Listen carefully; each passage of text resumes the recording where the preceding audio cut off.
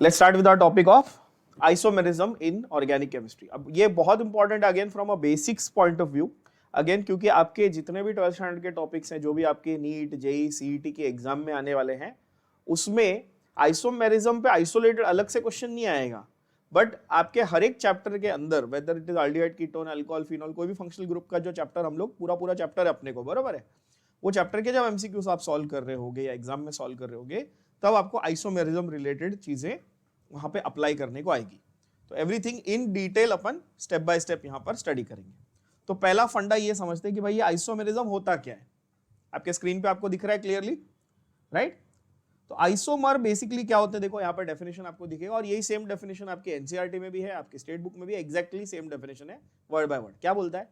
Compounds having same molecular formula. क्या same होना चाहिए बच्चों? Same molecular formula but different structure, इसको हम लोग आइसोमर कहते हैं। क्या होना चाहिए? सेम मॉलिक्यूलर फॉर्मूला सेम होना चाहिए, पर स्ट्रक्चर आपका डिफरेंट होना चाहिए। उसको हम क्या बोलेंगे? उसको हम बोलेंगे आइसोमर। ये फिनोमिनन जो है, जहां पर एक कंपाउंड ऐसे अलग अलग तरीके से एग्जिस्ट कर सकता है, अलग अलग स्ट्रक्चर के फॉर्म में एग्जिस्ट कर सकता है, जिसका मॉलिक्यूलर फॉर्मूला सेम हो, इस फिनोमिनन को हम आइसोमेरिज्म कहते हैं। ऑर्गेनिक केमिस्ट्री क्या कहते हैं?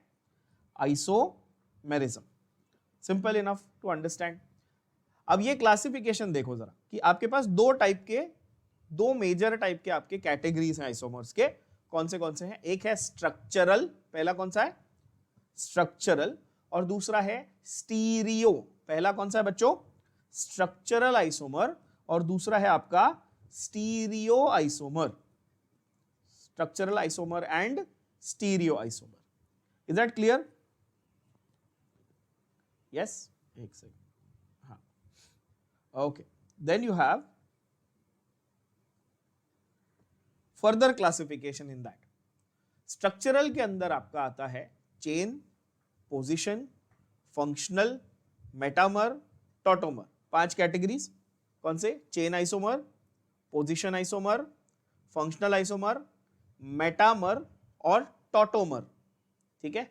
इतना सुन के मर मत जाओ, सब मर मतलब टेंशन से मर जाओगे, इतना सारा है, इतना सारा टेंशन लेने की जरूरत नहीं है। ठीक है? बहुत सिंपल है, एक एक आइसोमर को अपन डिटेल में करने वाले हैं। नाम आपको बेसिक एक याद रखना है। ये जो चार्ट यहाँ पे आपको दिख रहा है सामने जो बनाया हुआ, ये बहुत बेसिक एक चार्ट है। इसमें एक और एक्चुअली आप ऐड भी कर सकते हो यहाँ पर, रिंग चेन आइसोमर। एक और आता है, कौन सा? Ring chain isomerism. वो यहाँ पे है नहीं, एनसीईआरटी में आपका इसका मेंशन किया हुआ है। ठीक है? बहुत इंपॉर्टेंट नहीं है, रिंग चेन पे इतने क्वेश्चन नहीं बनते, ये 5 पे डेफिनेटली क्वेश्चन बनते हैं। स्टीरियो आइसोमर में अगेन यू हैव 2 सब categories, one is conformation, one is configuration. अब इसका भी मतलब जरा समझते हैं। कॉन्फॉर्मेशन मतलब रोटेशनल आइसोमर्स होते हैं। कॉन्फॉर्मेशनल मतलब क्या होते हैं बच्चों? क्या होते हैं ये? Rotational isomer. क्या होते हैं? Rotational isomers. इनको आप लोग क्या बोलते हैं? कॉन्फॉर्मर्स। रोटेशनल को क्या बोलते हैं? कॉन्फॉर्मर्स, यानी कि कॉन्फॉर्मेशनल आइसोमर्स। अब कुछ बच्चे सोच रहे होंगे सर ये रोटेशन का मतलब क्या है? तो याद करो, मैंने आप लोगों को केमिकल बॉन्डिंग चैप्टर में, याद है सबको, sp3 हाइब्रिडाइज टेट्राहेड्रल सिखाया, सबको याद है ना?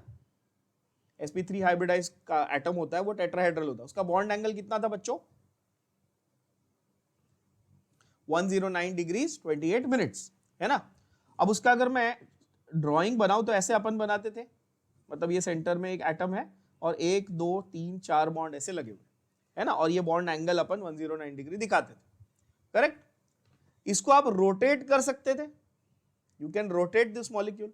मैं आपको हमेशा वो मार्कर लेके ऐसे रोटेट करके दिखाता था, है ना? तो रोटेशन जहां पर पॉसिबल हो, वो क्या बनते हैं? वहां पर बनते हैं कॉन्फॉर्मेशनल आइसोमर्स। गया दिमाग में? बहुत बेसिक बता रहा हूं, अभी और डिटेल में जाएंगे इसके। और नेक्स्ट वाला जो है, ये काफी इंपॉर्टेंट है। कॉन्फ़िगरेशन अगर बदल जाए, कॉन्फ़िगरेशन यानी कि एटम्स की पोजीशन ही बदल जाए। क्या बदल जाए? एटम्स की पोजीशन। अब पोजीशन सुन के ना बच्चे ये सोचते हैं, थोड़ा सा यहां पे क्लैरिटी लाओ लाइफ में। कॉन्फ़िगरेशन का मतलब कि आपका आईयूपीएसी नेम आपने सेम रखा, सब कुछ सेम रखा, आप 3D स्पेस में एटम की अरेंजमेंट बदल रहे हो। क्या बदल रहे हो? 3D स्पेस में एटम की अरेंजमेंट। इसका भी मैं आपको एग्जांपल बहुत अच्छा समझाता हूं। देखो, इमेजिन करो मैंने एक ऐसा स्ट्रक्चर बनाया, अभी ऑर्गेनिक केमिस्ट्री में ये स्ट्रक्चर तो हम सबने पढ़ लिया है, ये है सेक ब्यूटाइल अल्कोहल, यस सबको पढ़ाया मैंने, ये सेक ब्यूटाइल अल्कोहल सबको आता है, ये वाला ब्यूटेन 2 ऑल, है कि नहीं। अगर मैं बोलूं कि यार मैंने ना यहां पे ये OH ग्रुप यहां ऊपर से उठा के नीचे से उठा के ऊपर लगा दिया यहां पे, मतलब मैंने इसकी पोजीशन 2 नंबर कार्बन पे रखी, IUPAC नेम तो ब्यूटेन 2 ऑल ही है ना अभी भी, बट मैंने उसका 3D स्पेस में स्पेशियल अरेंजमेंट बदला, नीचे से ऊपर, ऊपर से नीचे, राइट से लेफ्ट, लेफ्ट से राइट, ऐसे कर दिया अरेंजमेंट चेंज, बट पोजीशन नहीं बदली, टेक्निकली मैंने स्पेशियल अरेंजमेंट बदली, तब उसको आप क्या बोलोगे, कॉन्फ़िगरेशन में चेंज आया। क्या बोलोगे बच्चों, कि उस कंपाउंड की कॉन्फ़िगरेशन में चेंज आ गया है। Is that clear? See these terms you will understand with examples better, okay? मैं आपको सिर्फ एक ब्रीफ आइडिया दे रहा हूं, अभी इसके बाद आगे हम लोग जैसे जैसे एग्जाम्पल में जाएंगे आपको और अच्छे से क्लैरिटी से समझ में आएगा, ओके? तो इसमें कॉन्फ़िगरेशनल में भी दो वैरायटी है, मैं जरा मेरा कैमरा हटाता हूं तो आपको समझे। कॉन्फ़िगरेशनल में दो वैरायटी कौन सी है, देखो जरा कौन सी दो वैरायटी दिख रही है, एक है आपका ऑप्टिकल, एक है आपका ज्योमेट्रिकल। एक क्या है, ऑप्टिकल, दूसरा ज्योमेट्रिकल आइसोमर। ज्योमेट्रिकल में again there are two varieties, that is cis and trans, and optical में भी देयर आर फर्दर वेराइटीज जो आगे हम लोग अभी पढ़ेंगे। बट बेसिक आपको ये चार्ट जो है आइसोमेरिज्म का सब बच्चों को याद रखना है कि आपके पास स्ट्रक्चरल आइसोमर होते हैं और स्टीरियो होते हैं। स्ट्रक्चरल में chain, position, functional, metamers, tautomers. Stereo में कॉन्फॉर्मेशन, कॉन्फ़िगरेशन। कॉन्फ़िगरेशन में ज्योमेट्रिक एंड ऑप्टिकल, ज्योमेट्रिक में सिस एंड ट्रांस, और ऑप्टिकल में आगे हम लोग पढ़ेंगे इनैंशियोमर्स वगैरह के बारे में। तो आइसोमेरिज्म अपने आप में एक बहुत ही बड़ा और बहुत ही इंपॉर्टेंट टॉपिक बन जाता है। क्लियर? एक बेसिक आइडिया आया सबको कि हम लोग क्या पढ़ने वाले हैं, हम लोग सेम कंपाउंड्स की अलग अलग वेरिएशंस को यहां पर पढ़ने वाले हैं। यस बच्चों, अब एक एक करके हम लोग, जैसे हमने बोला कि एक एक डिटेल में, जैसे चेन आइसोमर उठाएंगे उसको एग्जाम्पल, उसके फॉर्मूले, सब कुछ हम लोग डिटेल में करेंगे। सबसे पहला कौन सा था, देखो फिर से आपके इस चार्ट में सबसे पहला कौन सा था, चेन आइसोमर था, आप देख सकते हो। तो पहला कौन सा हम लोग लेंगे, चेन आइसोमर। क्या बोलता है, नाम से पता चल रहा है बच्चों, चेन आइसोमर, नाम से मालूम पड़ रहा है क्या। देखो बेसिक डेफिनेशन तो रिमेन सेम ना, कि मॉलिक्यूलर फॉर्मूला आपका सेम रहेगा, बोलो हाँ या ना। मॉलिक्यूलर फॉर्मूला क्या रहेगा, सेम रहेगा। डिफरेंट क्या होगा, कार्बन की चेन की लेंथ अलग हो जाएगी, कार्बन के चेन की लेंथ या चेन का नेचर, मतलब कि ब्रांच्ड, अनब्रांच्ड, है ना, चेन बदल जाएगी। क्या बदल जाएगा, चेन बदल जाएगी। मुझे बताओ, अगर मैं एन ब्यूटेन लिखूं, एन ब्यूटेन ये, और मैं आइसोब्यूटेन लिखूं, क्या आप देख सकते हो कि यहां पर जो चेन थी वो 4 कार्बन की थी, और यहां पर जो चेन थी वो 3 कार्बन की विद 1 ब्रांच है। क्या ये फर्क आया, बोलो हाँ या ना। चेन में फर्क आया, बस इतना सिंपल है बच्चों, राइट। एग्जाम्पल के हिसाब से समझोगे तो बहुत अच्छे से समझ में आएगा।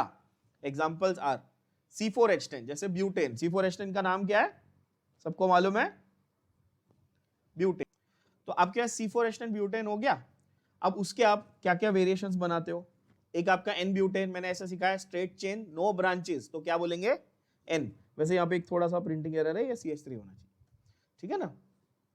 फिर दूसरा क्या आपका आइसोब्यूटेन, है ना, N ब्यूटेन, आइसोब्यूटेन, ये दो पॉसिबिलिटीज एग्जिस्ट कर रही थी। मैंने क्या बताया थोड़ी देर पहले कि इसमें चेन की लेंथ अलग है, एक में ब्रांच है, एक में ब्रांच नहीं है, मतलब चेन में डिफरेंस है, तो ये दोनों क्या हुए, एक दूसरे के चेन आइसोमर हुए। क्या ये बात समझ में आई गधे बच्चों, बोलो हाँ या ना।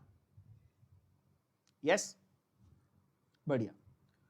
एक और एग्जांपल ले लो, C4H8O, C4H8O, देखो कार्बन, हाइड्रोजन, ऑक्सीजन, यानी कि या तो अल्डिहाइड हो सकता है या तो कीटोन हो सकता है। अल्डिहाइड और कीटोन ये ग्रुप्स भी मैंने फंक्शनल ग्रुप्स क्या होते हैं बताया, सबको आने चाहिए। यस, अब यहां पर आपके पास ब्यूटेनल, 4 कार्बन का अल्डिहाइड कौन सा था, याद है ना, ब्यूटेनल, 4 कार्बन की चेन, मैंने ऐसे लिखना सिखाया आप लोगों को, 4 कार्बन की चेन, नंबर 1 2 3 4, ब्यूटेन, और अल्डिहाइड का सफिक्स अल, और 1 लिखने की जरूरत नहीं है क्योंकि ब्यूटेनल में बाय डिफॉल्ट 1 आ जाता है ना। और साथ में ही आपके 2 मिथाइल प्रोपेनल भी आ सकता है। क्यों? क्योंकि मैंने एक को ब्रांच में डाल दिया। आप काउंट करके देख लो, यहां पर कार्बन नंबर, हाइड्रोजन नंबर और ऑक्सीजन नंबर देखो, C4H, खुद काउंट करो, देखो कितने, 3 2 5 2 7 1 8 और एक ऑक्सीजन है। यहां पे काउंट करो, चलो 3 4 एक हाइड्रोजन, 4 कार्बन है, हाइड्रोजन है 8 और सिंपल।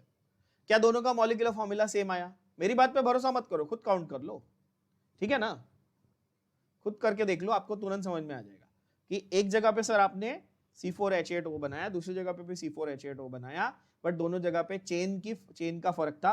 फंक्शनल ग्रुप दोनों जगह पे देखो सेम है कि नहीं?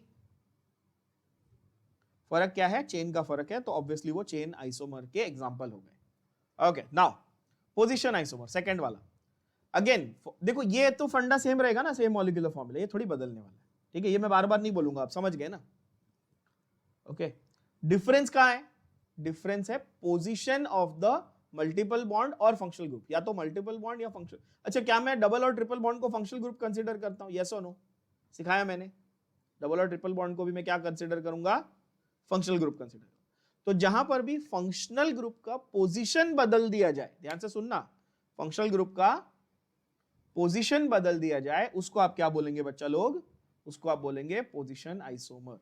जैसे कि बहुत अच्छा एग्जांपल यहां पे दिया हुआ है, C4H8, ये क्या है? ब्यूटीन। सबको मालूम है, मैंने एल्कीन का पूरा सीरीज कराया आप लोगों को, है ना, ethene, propene, butene, pentene, hexene किया ना, सेम है। तो उसमें ब्यूटीन में आपके पास दो ऑप्शन है, एक ब्यूट 1 इन है और एक ब्यूट 2 इन है। क्यों भाई? क्योंकि यहाँ पे carbon to carbon double bond कहाँ है? फर्स्ट पोजीशन पे। यहाँ पे डबल बॉन्ड किधर है? सेकंड पोजीशन पे। पोजीशन बदली तो पोजीशन आइसोमर। बोलो हाँ या ना? Clear? Absolutely crystal clear to everybody. Simple example, yes, बहुत आसान एग्जांपल।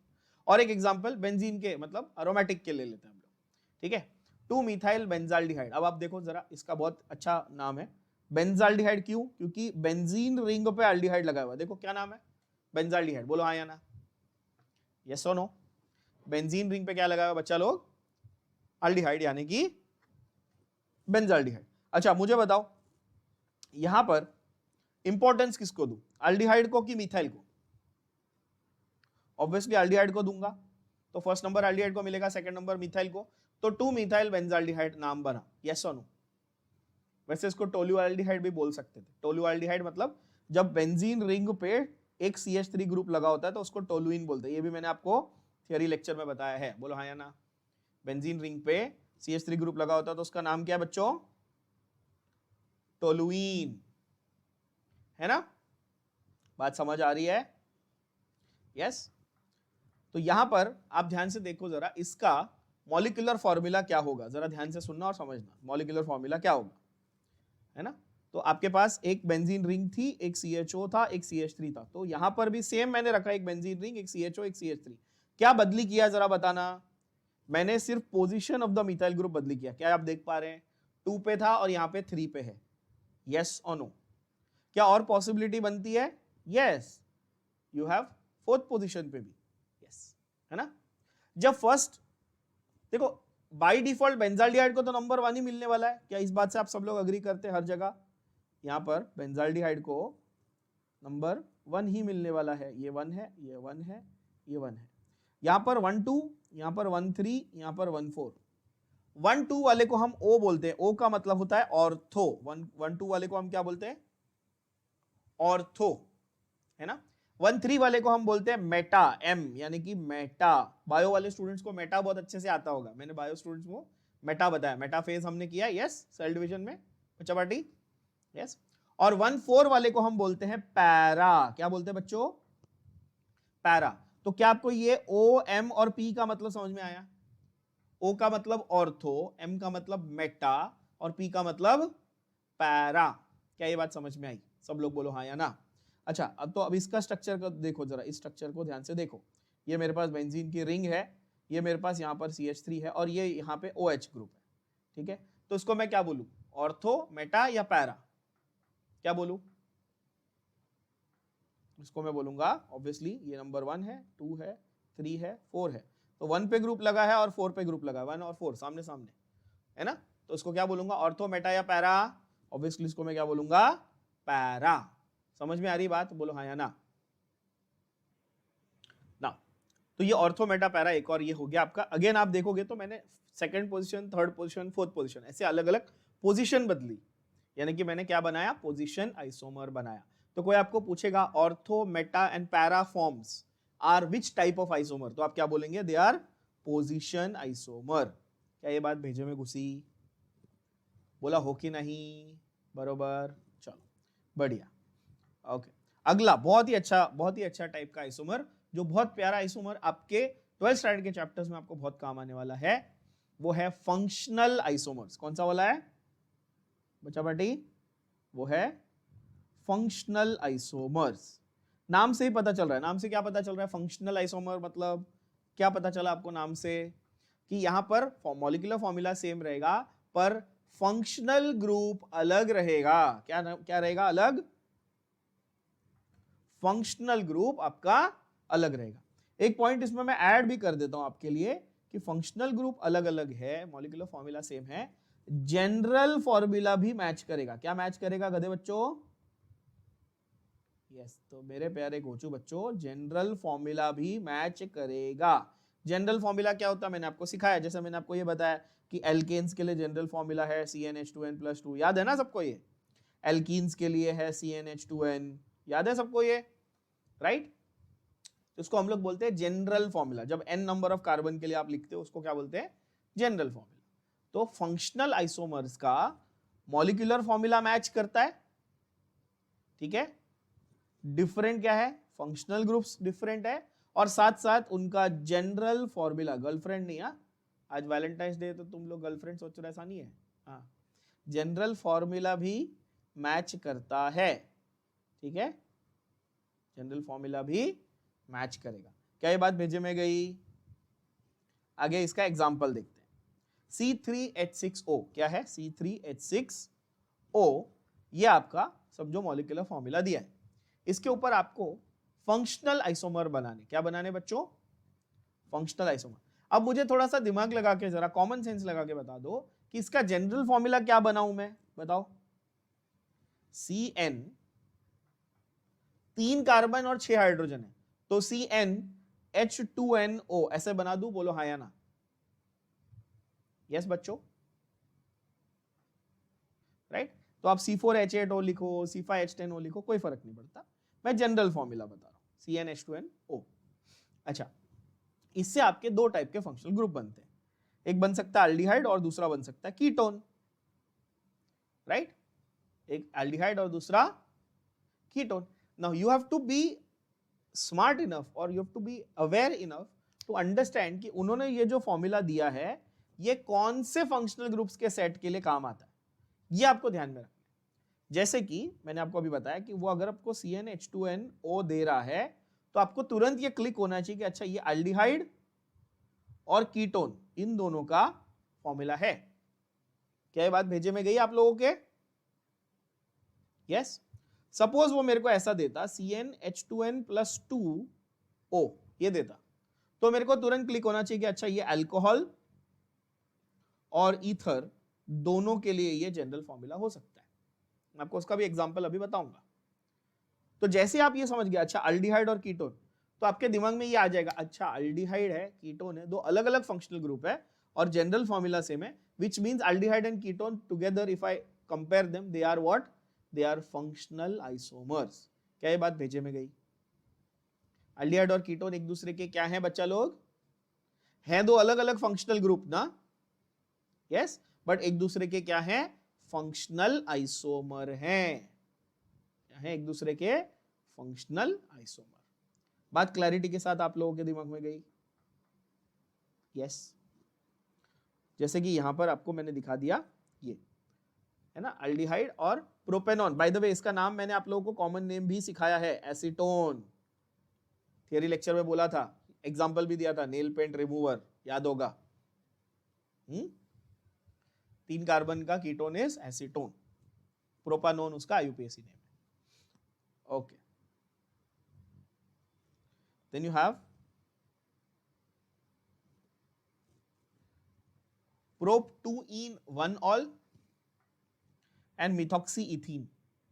देखो इन दोनों का आप ये करके देख लो जरा, मॉलिक्यूलर फॉर्मूला निकाल के देख लो फटाफट, सेम आ रहा है क्या, चलो देखें, इसमें कार्बन नंबर काउंट करो, पहले वाले में कितने कार्बन है दिख रहे हैं? 3। हाइड्रोजन कितने दिख रहे हैं? 2 और 1 3, 2 5 1 6, और ऑक्सीजन कितना है? 1। यस, क्या ये फॉर्मूला सेम आया? यस। इसका काउंट करो, कितने कार्बन है? 3। हाइड्रोजन कितने हैं? 3 और 2 5 और 1 6, और ऑक्सीजन कितना है? 1। क्या आया? Same formula. यस। तो आप अलग अलग टाइप के स्ट्रक्चर बना सकते थे with the same molecular formula, that is the proof. और हर एक में फंक्शनल ग्रुप अलग है, जैसे यहां पर डबल बॉन्ड और OH है, यहां पर डबल बॉन्ड और एल्कोक्सी है, एल्कोक्सी मिथॉक्सी यानी कि ईथर फंक्शनल ग्रुप है ना। ये हर बार मैंने फंक्शनल ग्रुप अलग बनाए या नहीं? अल्कोहल बना दिया, ईथर बना दिया, सब टाइप के बना दिए मैंने। यस बच्चों, क्लियर? अच्छा, सपोज मैं आपको ऐसे देता, एक और एग्जांपल देता हूं, आप खुद ट्राई करो इसको, क्या बन रहा है आपसे। CnH2n+2 मैंने अभी बताया आपको, प्लस H2n+2O, ठीक है। मैं स्पेसिफिक अगर आपके लिए बना दूं कि मुझे बनाना है C3H8O, C3H8O, और इससे आप अल्कोहल भी बना सकते हो और ईथर भी बना सकते हो, अल्कोहल और ईथर। तो आप खुद ट्राई करो, चलो पॉज करते हैं, ट्राई करो कि आपको कितने आपके स्ट्रक्चर्स इसमें से बनेंगे। देखो यहाँ पे आपके पास अल्कोहल बनेगा एक, तो CH3 CH2 CH2OH, एक N प्रोपाइल अल्कोहल बन जाएगा। फिर अल्कोहल के अंदर ही दूसरा एक वैरायटी भी बनेगा, सेक प्रोपाइल अल्कोहल। ये क्यों भूल रहे हो? 3 कार्बन में प्राइमरी होता है और सेकेंडरी होता है, सिखाया है ना कॉमन नॉमेनक्लेचर में। हाँ, तो ये नंबर 1 स्ट्रक्चर ये बन गया, दूसरा स्ट्रक्चर ये बन गया, और तीसरा स्ट्रक्चर आपका बना CH3O CH2 CH3, ये तीसरा स्ट्रक्चर। तो आपके पास 3 अलग अलग आइसोमर बने इस मॉलिक्यूलर फॉर्मूला के। क्या ये बात भेजे में गई? ये 2 अल्कोहल बन गए और ये एक ईथर बन गया। Yes, and see that you have to be very fast with this. आपको ये फॉर्मूला दिया ना, तो कितने आइसोमर, कौन से फंक्शनल ग्रुप, ये विद इन 10 to 20 सेकेंड्स बनेंगे नहीं ना, तो फिर ऑर्गेनिक छोड़ दो, नहीं हो गया आपसे, आपके बस की नहीं है भैया। ठीक है, ये मैं आपको डीमोटिवेट करने के लिए नहीं बोल रहा हूं, आपको जिंदगी की सच्चाई बता रहा हूं, क्योंकि आप में से बहुत लोग अभी भी ओवर कॉन्फिडेंस में चल रहे हैं कि हाँ कर लेंगे, हो जाएगा। अंदर से रियलाइज करो कि आपको कितनी प्रैक्टिस की जरूरत है, the speed which is required for, and don't think अच्छा CET है तो बहुत इजी होगा, CET या JEE में टफ आता है, ऐसा नहीं है। ये तो बहुत बेसिक है, तो स्कूल लेवल पे आना चाहिए, 10वीं के लेवल पे आना चाहिए आपको। मैं फिर भी इतने डिटेल में जाके बता रहा हूं ताकि आप प्रैक्टिस करो और सीखो। चलो, साइक्लिक आइसोमर्स, ये तो बहुत ही ज्यादा मतलब हाई फंडू हो गए। ठीक है, इपॉक्सी, ये साइक्लिक ईथर्स को इपॉक्सी बोलते हैं। साइक्लिक ईथर्स को क्या बोलते हैं? इपॉक्सी। ये आपके CET या नीट लेवल पे नहीं पूछे जाते, ठीक है ना। इपॉक्सी का कहीं नामो निशान भी नहीं है, आपके NCERT में भी नहीं है। JEE के लेवल पे थोड़ा बहुत इपॉक्सी का स्ट्रक्चर पूछ लेते कभी, तो आप इपॉक्सी के लिए क्या याद रखेंगे? साइक्लिक ईथर्स को इपॉक्सी बोलते हैं, ठीक है ना। बाकी बच्चे इसको इग्नोर कर सकते हैं। सेम वे यहां पर ये भी है, इपॉक्सी प्रोपेन, है ना। क्योंकि देखो 3 कार्बन का साइक्लिक ईथर है, 3 मेंबर का साइक्लिक ईथर है, दिख रहा है ना, इसलिए इसको आप इपॉक्सी बोलोगे, क्योंकि क्लोज चेन है, साइक्लिक है, और ईथर तो है ही, ROR- वाला फंडा तो है ही, इसमें कार्बन कार्बन फिर ऑक्सीजन फिर कार्बन, ऐसा फंडा तो है ही, है ना, इसलिए इपॉक्सी वर्ड यूज करेंगे। साइक्लोप्रोपेनॉल भी बन सकता है। तो आपके अलग अलग टाइप के आइसोमर्स सेम मॉलिक्यूलर फॉर्मूला से, हर एक में फंक्शनल ग्रुप, अगेन द फंडा इज दैट हर एक में फंक्शनल ग्रुप अलग होना चाहिए, that is your functional isomer. एक और एग्जांपल आपको मैं फंक्शनल आइसोमर का दिखाना चाहता हूं। आप लोग देख पा रहे हैं ब्लैंक स्क्रीन? ठीक है, आई होप सो।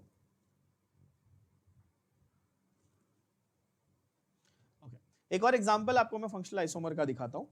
जैसे कि मेरे पास CH3NH, CH2, CH2 और CH3 ये है। This is a secondary amine, this is what a 2 degree amine, बरोबर है? क्या है ये बच्चों? 2 डिग्री अमाइन, सेकेंडरी अमाइन है ना? क्यों है? क्योंकि देखो ना NH ग्रुप है ना, यहाँ पे NH2 होता तो प्राइमरी अमाइन होता, ये तो सबको मालूम है। NH है तो सेकेंडरी अमाइन है और N है तो टर्शियरी अमाइन है ना।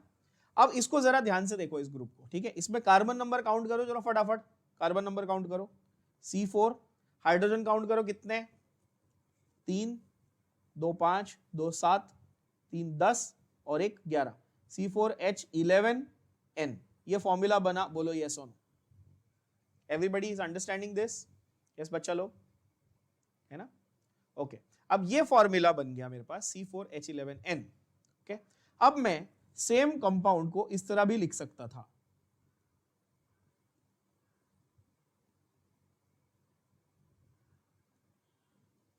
यस। काउंट करो अभी कितने कार्बन बने, क्या बोलोगे सर? 1 2 3 4 कार्बन, हाइड्रोजन 3 2 5 2 7 2 9 और 2 11 और 1 नाइट्रोजन। क्या ये मॉलिक्यूलर फॉर्मूला सेम मिले? बोलो यस और no. But did you notice that here the functional group was NH and here the functional group is NH2.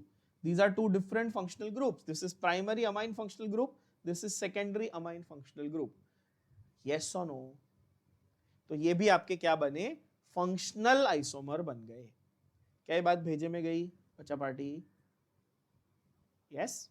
एक और एग्जांपल आपको देखने मिला फंक्शनल आइसोमर। ऐसे आपके पास फंक्शनल आइसोमर के बहुत सारे एग्जांपल हैं, बट मैं आपके लिए बहुत सिंप्लीफाई कर देता हूं। आप सब रिमेंबर इन फंक्शनल आइसोमर, आपको फंक्शनल आइसोमर में याद क्या क्या रखना है? फंक्शनल आइसोमर में आपको सिर्फ 3 सेट याद रखने, and it is very easy to remember because आपके 12th स्टैंडर्ड की टेक्स्ट बुक उठाओ, आपकी स्टेट बोर्ड की या एनसीईआरटी की, चैप्टर के नाम ही फंक्शनल आइसोमर के हिसाब से लिखे हुए।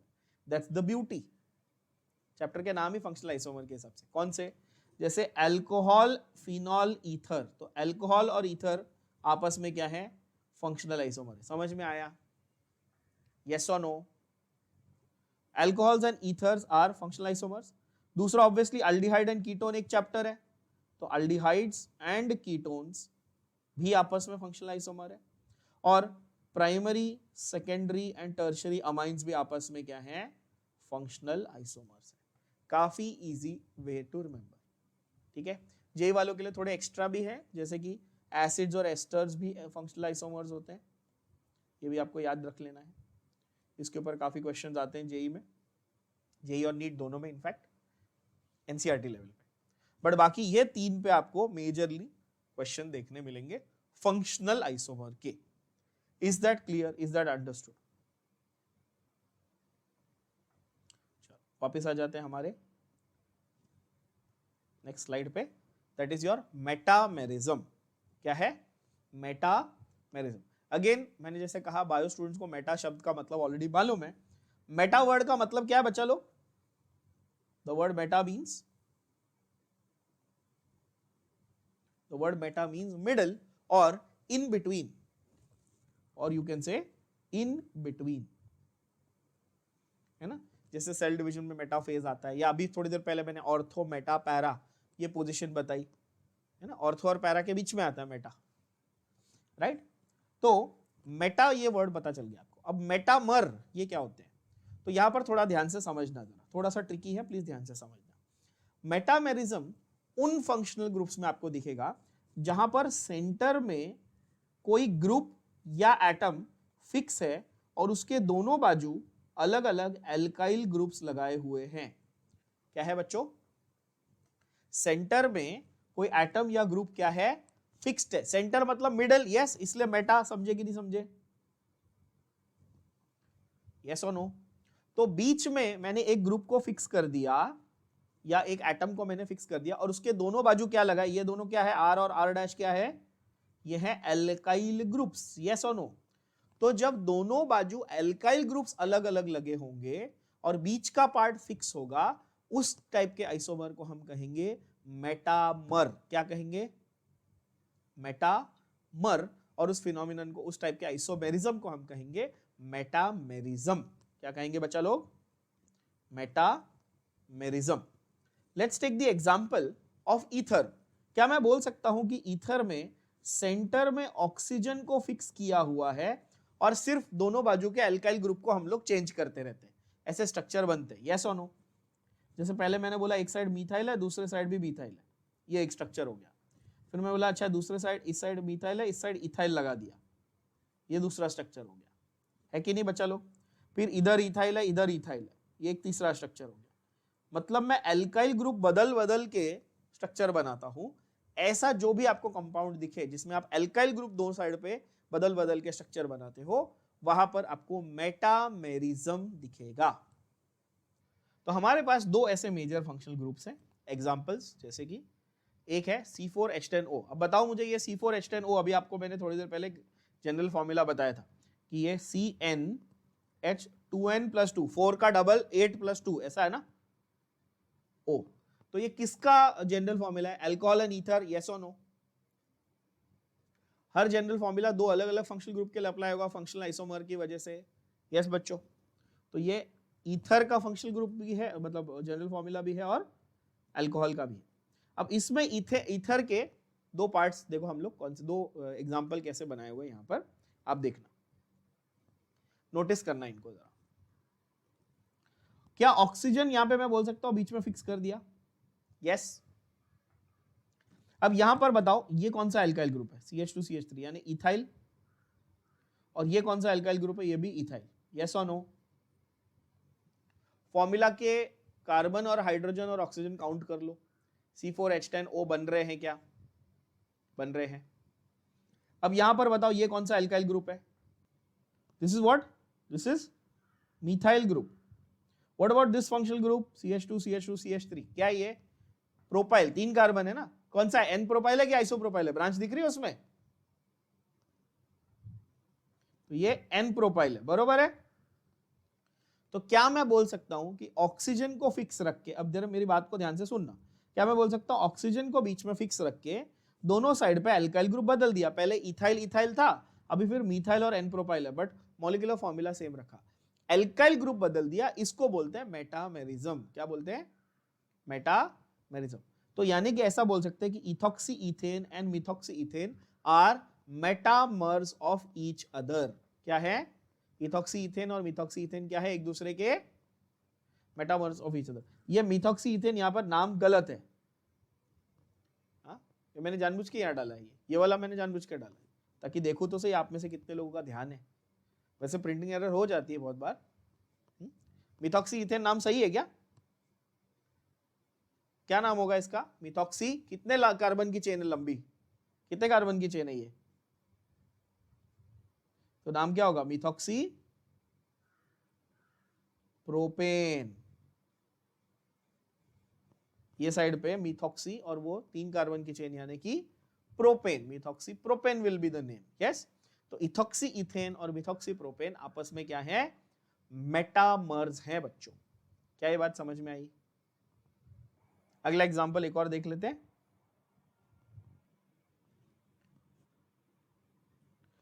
अगला है हमारा कीटोन, जैसा मैंने बताया C5H10O। जनरल फॉर्मूला क्या बताया था कीटोन का भी थोड़ी देर पहले? CnH2nO, है ना, ये जनरल फॉर्मूला था एल्डिहाइड और कीटोन का, यस। तो आप देखो आपके पास पेंटेन 3 ऑन और पेंटेन 2 ऑन, ये दोनों क्या है? आपके मेटामर्स का एग्जांपल है। अगेन ध्यान से देखने की बात है, जरा प्लीज देखो बच्चा लोग, कि अगर मैं इस ग्रुप को सेम बोल दूं, मतलब कि ये C डबल बॉन्डों को मैं फिक्स मान लूं, है ना। काउंट करो यहां पे कौन सा एल्काइल ग्रुप है, बोलो इसका नाम? C2H5 यानी कि इथाइल, है ना। यहां पे कौन सा फंक्शनल ग्रुप है? सॉरी, ये बोलते हैं सब्स्टिट्यूएंट, है ना, अल्काइल ग्रुप इथाइल है, राइट। अब यहां पे क्या है? मिथाइल है, और यहां पर क्या है? N propyl. सिर्फ प्रोपाइल में जैसे आप 3 कार्बन की टेरिटरी में आओगे तो सिर्फ प्रोपाइल बोल के काम नहीं चलेगा, 1000 बार सिखा चुका हूं, N सेक ऐसा बोलना चालू करना पड़ेगा। 1 या 2 कार्बन के लिए चलता है, बट 3 के लिए आपको N आइसोसेक ये सब बोलना पड़ता है, ब्यूटाइल में भी और प्रोपाइल में भी, है ना। अब बात को समझो जरा, क्या यहाँ पर अगेन मैंने बोला कि मैंने सेंटर में एक चीज फिक्स कर दी? अच्छा, यहाँ पर एक एटम को नहीं, मैंने ग्रुप को फिक्स किया। कौन से ग्रुप को? C double bond O group को फिक्स किया। क्या बात समझ में आई? क्या फिक्स किया मैंने? C double bond O group को फिक्स किया। जिस एटम या ग्रुप को मैं फिक्स करता हूं उसको आप बोलते हो हेटेरो एटम। क्या बोलते हो बच्चा लोग? Hetero atom. मैंने आपको यह हेटेरोसाइक्लिक में भी सिखाया था, जो अलग हो उसको हेटेरो कहते हैं, है ना? वैसे यहां पर भी जो फिक्स चीज है, मेटामर्स में जो सेंटर है, जो फिक्स है, उसको आप क्या कहोगे? हेटेरो एटम या फिर हेटेरो ग्रुप। जैसे कीटोन में हेटेरो ग्रुप हो गया, C double bond O। Ether में सिर्फ अकेला ऑक्सीजन था ना फिक्स, तो वो हेटेरो एटम था। क्या ये बात समझ में आई? बोलो हाँ या ना। Very good. अब जरा इसके बारे में एक थोड़ा सा आपको एक एमसीक्यू पॉइंट एक्स्ट्रा बताता हूं, जो बहुत बार एग्जाम में आ जाता है। अब देखो यहां पर एक्स्ट्रा चीज समझो, क्या है इसका फंडे। मैंने आपको कहा कि ईथर और कीटोन ये दो आपके मेजर है जिसके अंदर आपको मेटामेरिज्म दिखेगा। Everybody is understanding this? ये आप सब लोगों को समझ में जरूर आ रहा है। मेटामेरिज्म यहां दिख रहा है, ठीक है? आप बोलोगे ओके सर। अब फंडा समझो। ईथर में मिनिमम 4 कार्बन आपको चाहिए, जिसके पहले आपको मेटामेरिज्म नहीं दिख सकता। बात समझ में आई? 4 कार्बन के पहले आपको मेटामेरिज्म नहीं दिख सकता। Can you understand why? Can you think Y? चलो देखते हैं। अगर सपोज मेरे पास 3 कार्बन होता, आपको ये ब्लू कलर से दिख रहा होगा, मैंने लिखा जो, यस, थोड़ा बड़ा लिख देता हूं ताकि अच्छे से दिखे। अगर मेरे पास 3 कार्बन होते तो एक मेरे को मिथाइल लिखना पड़ता और एक इथाइल लिखना पड़ता, है कि नहीं? अब इसमें मैं कोई कॉम्बिनेशन नया बना सकता हूं क्या? ईथर में ऑक्सीजन को बीच में फिक्स किया, ज्यादा से ज्यादा क्या कर सकते थे? ये बाजू इथाइल और ये बाजू मिथाइल लिख देते, तो भी एल्काइल ग्रुप बदले कि सेम रहे। सिर्फ मैंने इधर का इधर कर दिया ना, सिर्फ मैंने इथाइल को यहाँ राइट से लेफ्ट, लेफ्ट से राइट ऐसा कर दिया, बट क्या मैंने एक्चुअली एल्काइल ग्रुप को चेंज किया क्या बच्चा लोग? नहीं। तो मतलब 3 कार्बन में मेरा काम नहीं होगा मेटामर का। क्या ये बात भेजे में गई? बोलो हाँ या ना। लेकिन अगर मेरे पास 4 कार्बन है, जो मैंने आपको एग्जांपल दिया ईथर में, कि जैसे मेरे पास C2H5 OC2H5 ऐसा है, तो यहां पर क्या किया मैंने? ऑक्सीजन के दो साइड पे 2+2 ऐसा कॉम्बिनेशन बनाया, 4 कार्बन का, 2 इधर 2 इधर। यस, इसका अलग कॉम्बिनेशन में बना सकता था ना, एक इस साइड रख के और एक 3 को इस साइड रख के, ऐसा बना सकता था। तो यहां पर मैं आपका मेटामर तैयार कर सकता हूं। ईथर में 4 कार्बन होंगे तो ही मेटामर लिख सकता हूं। गया भेजे में? आपको एग्जाम में वो सवाल क्या पूछेगा? आपको वो पूछेगा right the number of metamers of C3H8O, है ना? C3H8O। अब आपको पता है, अच्छा C3H8O किसका फॉर्मूला है? ईथर और अल्कोहल का। अल्कोहल में मेटामेरिज्म तो होता नहीं है, ईथर में होता है, लेकिन 3 कार्बन में वैसे भी ईथर में नहीं दिखेगा, तो आंसर क्या होगा? आंसर होगा 0। बात भेजे में गई? बोलो हाँ या ना। क्लियर बच्चा पार्टी? अगर 3 कार्बन का ईथर वो देगा तो उसमें मेटामेरिज्म दिखेगा क्या? नहीं, तो 0। हाँ, तो 0 मेटामर्स बनेंगे ही नहीं। अगर यही सपोज, अब मेरे को बताओ कीटोन के लिए क्या लॉजिक होगा, जरा खुद सोच के आप बताओ।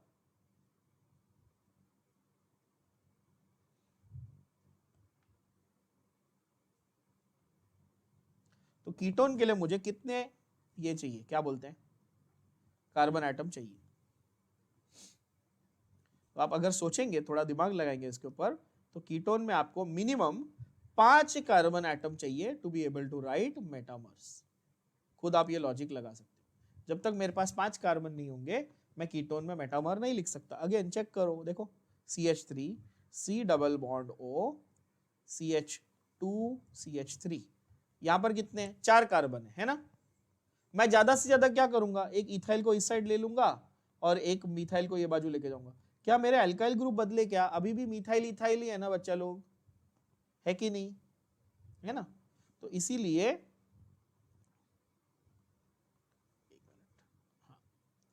तो इसीलिए यहां पर मेरे को 5 कार्बन मिनिमम चाहिए, किसके लिए? कीटोन के लिए, ताकि 5 कार्बन में मैं ऐसा कर सकूं कि एक इधर C2H5 C double bond O, C2H5.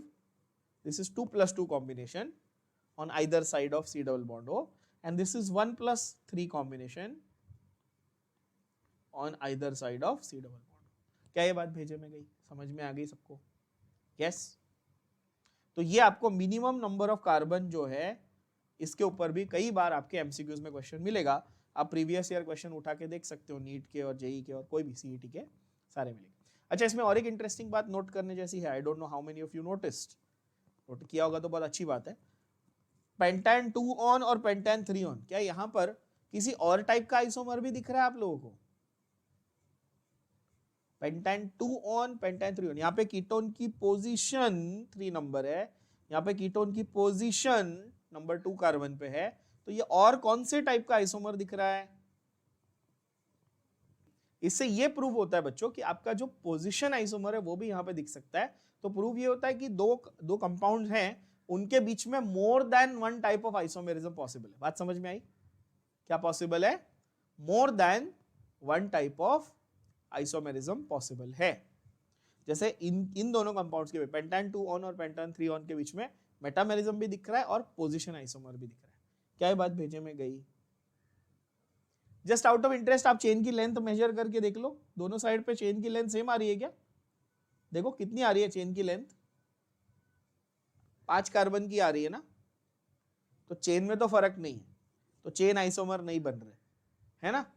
तो आप ऐसे फटाफट कैलकुलेट कर सकते हो, अच्छा कौन से टाइप के आइसोमर बने, मेटामेरिज्म बना और आपका पोजीशन आइसोमर सेम। अच्छा और कौन से ऐसे फंक्शनल ग्रुप्स हैं जिसमें आपको मेटामेरिज्म दिखने के चांसेस हैं? तो ऐसे और भी हैं जिसके ऊपर क्वेश्चन जनरली नहीं आते आपके एग्जाम में, बट एटलीस्ट यहाँ पे मैंने आपको सबके नाम लिख के दे दिए। एक तो ईथर है, आपको मालूम ही है, एक तो ये ईथर है ना, एक है ये थायो ग्रुप S, एक है C डबल बॉन्ड यानी कीटोन ग्रुप, एक है NH यानी कि ये कौन सा वाला अमाइन है, 2 डिग्री। अमाइन बोल के नहीं चलेगा, अमाइन बोलते हो तो प्राइमरी सेकेंडरी टर्शियरी बोलना पड़ेगा। NH2 ग्रुप रहेगा तो प्राइमरी है, NH है तो सेकेंडरी है, और सिर्फ N है तो टर्शियरी, है ना? ये ध्यान देना बच्चों, हर एक चीज इन डेप्थ मतलब डिटेल में करो तो ज्यादा अच्छा रहेगा आपके लिए स्टार्टिंग से ही। और ये वाला ऑफ कोर्स आपका एस्टर ग्रुप है, ये तो आपको मालूम है, ये वाला कौन सा है, एस्टर ग्रुप। इन सब में मेटामेरिज्म दिखना पॉसिबल है। Is that clear? Okay, structural का आखिरी है टॉटोमेरिज्म। स्ट्रक्चरल का आखिरी क्या है? टॉटोमेरिज्म। अब इंग्लिश में आप लोग एक फिगर ऑफ स्पीच पढ़ते हो, मैं थोड़ा इंग्लिश की तरफ लेके चलता हूं आपको। टॉटोलॉजी सबने पढ़ा है ना स्कूल में? टॉटोलॉजी क्या होती है? टॉटोलॉजी या मैथ्स में मैथमेटिकल लॉजिक नाम का एक चैप्टर है, 12th स्टैंडर्ड का फर्स्ट चैप्टर है मैथ्स का, जहां तक मुझे याद है, मैथमेटिकल लॉजिक, उसमें भी आती है टॉटोलॉजी। मैथ्स स्टूडेंट सोच रहे होंगे इंग्लिश में भी टॉटोलॉजी है, मैथ्स में भी है, और यहाँ केमिस्ट्री में भी है ना? That's the beauty of language, it surpasses subjects, it's everywhere. तो टॉटो ये वर्ड का मतलब क्या है? तो इंग्लिश में टॉटोलॉजी आपका वो होता है जहां पर सिमिलर मीनिंग वाले शब्द आपके, सिमिलर साउंडिंग तो वो ये हो गया ना एलिट्रेशन, और साउंड, कोई भी साउंड वाला वर्ड होता है तो ऑनोमैटोपोइया होता है। वैसे टॉटो वर्ड ये बेसिकली सिमिलर है ना। तो यहां पर क्या है फंडा कि आपका टॉटोमेरिज्म जो है वो दो ऐसे कंपाउंड्स बनेंगे जिनका स्ट्रक्चर काफी सिमिलर होगा, जिसमें डिफरेंस आएगा सिर्फ और सिर्फ पोजीशन ऑफ अल्फा हाइड्रोजन में। किसमें डिफरेंस आएगा बच्चा लोग? पोजीशन ऑफ, बस अल्फा हाइड्रोजन का जब पोजीशन चेंज होगा तो जो आइसोमर बनेगा उसको आप क्या कहोगे? टॉटोमर कहोगे, और उस फिनोमिनन को आप टॉटोमेरिज्म कहोगे। थोड़ा सा ट्रिकी है, ध्यान से सुनना और समझना, क्योंकि अगेन 12th के टॉपिक्स में एल्डिहाइड कीटोन वगैरह में जेई में आता है कुचेरोव रिएक्शन, है ना, मर्क्यूरिक सल्फेट वाले रिएक्शंस वगैरह आते हैं जिसमें टॉटोमेरिज्म का एप्लीकेशन बहुत इंपॉर्टेंट है ना, टॉटोमेरिज्म का एप्लीकेशन बहुत इंपॉर्टेंट, तो ध्यान से सुनना जरा। ओके, अब जैसे एग्जांपल यहाँ पे दिया सीधा कि aldehyde and ketone show tautomerism, इससे पूरा डिटेल में समझ में नहीं आएगा, मैं पहले आपको थियोरेटिकली समझाता हूँ फिर एग्जांपल पे आते हैं। फिर से ब्लैंक स्क्रीन पे आ गए आप लोग? चलो एक एग्जांपल देखो, आपके पास है एसीटोन, क्या है आपके पास? एसीटोन है ना, CH3 C double bond O CH3, जिसको आप लोग IUPAC में प्रोपेनोन कहते हो। पहले आप ये जज करो बच्चा लोग कि आपके पास इस कंपाउंड में क्या अल्फा हाइड्रोजन है या नहीं है। अब बोलोगे सर ये अल्फा हाइड्रोजन क्या होता है, तो मुझे बताओ, ये रहा आपका functional group C double bond O, ये कीटोन फंक्शनल ग्रुप है, यस और नो? क्या मैंने आप लोगों को सबको ये सिखाया है ऑलरेडी कि जो कार्बन फंक्शनल ग्रुप के जस्ट बाजू में हो उसको अल्फा कार्बन बोलते हैं, यस? जो कार्बन फंक्शनल ग्रुप के डायरेक्ट जुड़ा हो, फंक्शनल ग्रुप से डायरेक्ट जुड़ा, उसको क्या बोलेंगे बच्चा लोग? अल्फा। जो आप में से जिन लोगों के पास पेट्स हैं, डॉग्स वगैरह हैं, आपको पता होगा, है ना, या किसी ने जुरासिक वर्ल्ड पिक्चर जो आई थी ना, क्रिस प्रैट वाली, नई वाली देखी होगी, तो अल्फा उसमें वो बताता है ना, जो मेन होता है, जो मेन लीडर होता है, उसको अल्फा बोलते हैं, यस? अल्फा मेल या alpha is the leader of the pack, है ना, वुल्व्स में, डॉग्स में ऐसा बहुत कॉमन होता है, जिनके पास पेट्स है उनको पता होगा। तो अल्फा का मतलब वही है बेसिकली, बिकॉज फर्स्ट लेटर है ना ग्रीक अल्फाबेट का, तो इसलिए अल्फा का मतलब मेन। तो इसमें मेन कार्बन कौन है तुम्हारा? जो फंक्शनल ग्रुप से जुड़ा है उसी को इंपॉर्टेंस दोगे ना, तो मेन कार्बन, तो ये वाला तुम्हारा अल्फा, ये भी तुम्हारा अल्फा है। बात भेजे में गई, क्योंकि दो कार्बन तुमको जुड़े हुए दिख रहे हैं फंक्शनल ग्रुप से, यस और नो? बच्चा लोग आप बोलोगे हाँ सही है। अच्छा, दोनों अल्फा कार्बन आपको दिख रहे हैं। अल्फा हाइड्रोजन कितने हैं? जो अल्फा कार्बन से जुड़े हुए हाइड्रोजन है वो अल्फा हाइड्रोजन है। कितने यहां पर? 3 अल्फा हाइड्रोजन है, और यहां पर भी 3 अल्फा हाइड्रोजन, टोटल कितने हुए? 6 अल्फा हाइड्रोजन। क्या ये बात सबके भेजे में गई? तो टॉटोमेरिज्म के लिए आपको जब टॉटोमेरिज्म का क्वेश्चन पूछा जाएगा एग्जाम में, तो सबसे पहले आप क्या करेंगे? आप कंपाउंड को ध्यान से देखेंगे और आप ये जज करेंगे कि इस कंपाउंड में अल्फा हाइड्रोजन मुझे दिख रहे हैं कि नहीं दिख रहे। क्या ये बात भेजे में गई? एकदम क्लियरली बोलो अच्छे से, यस और नो?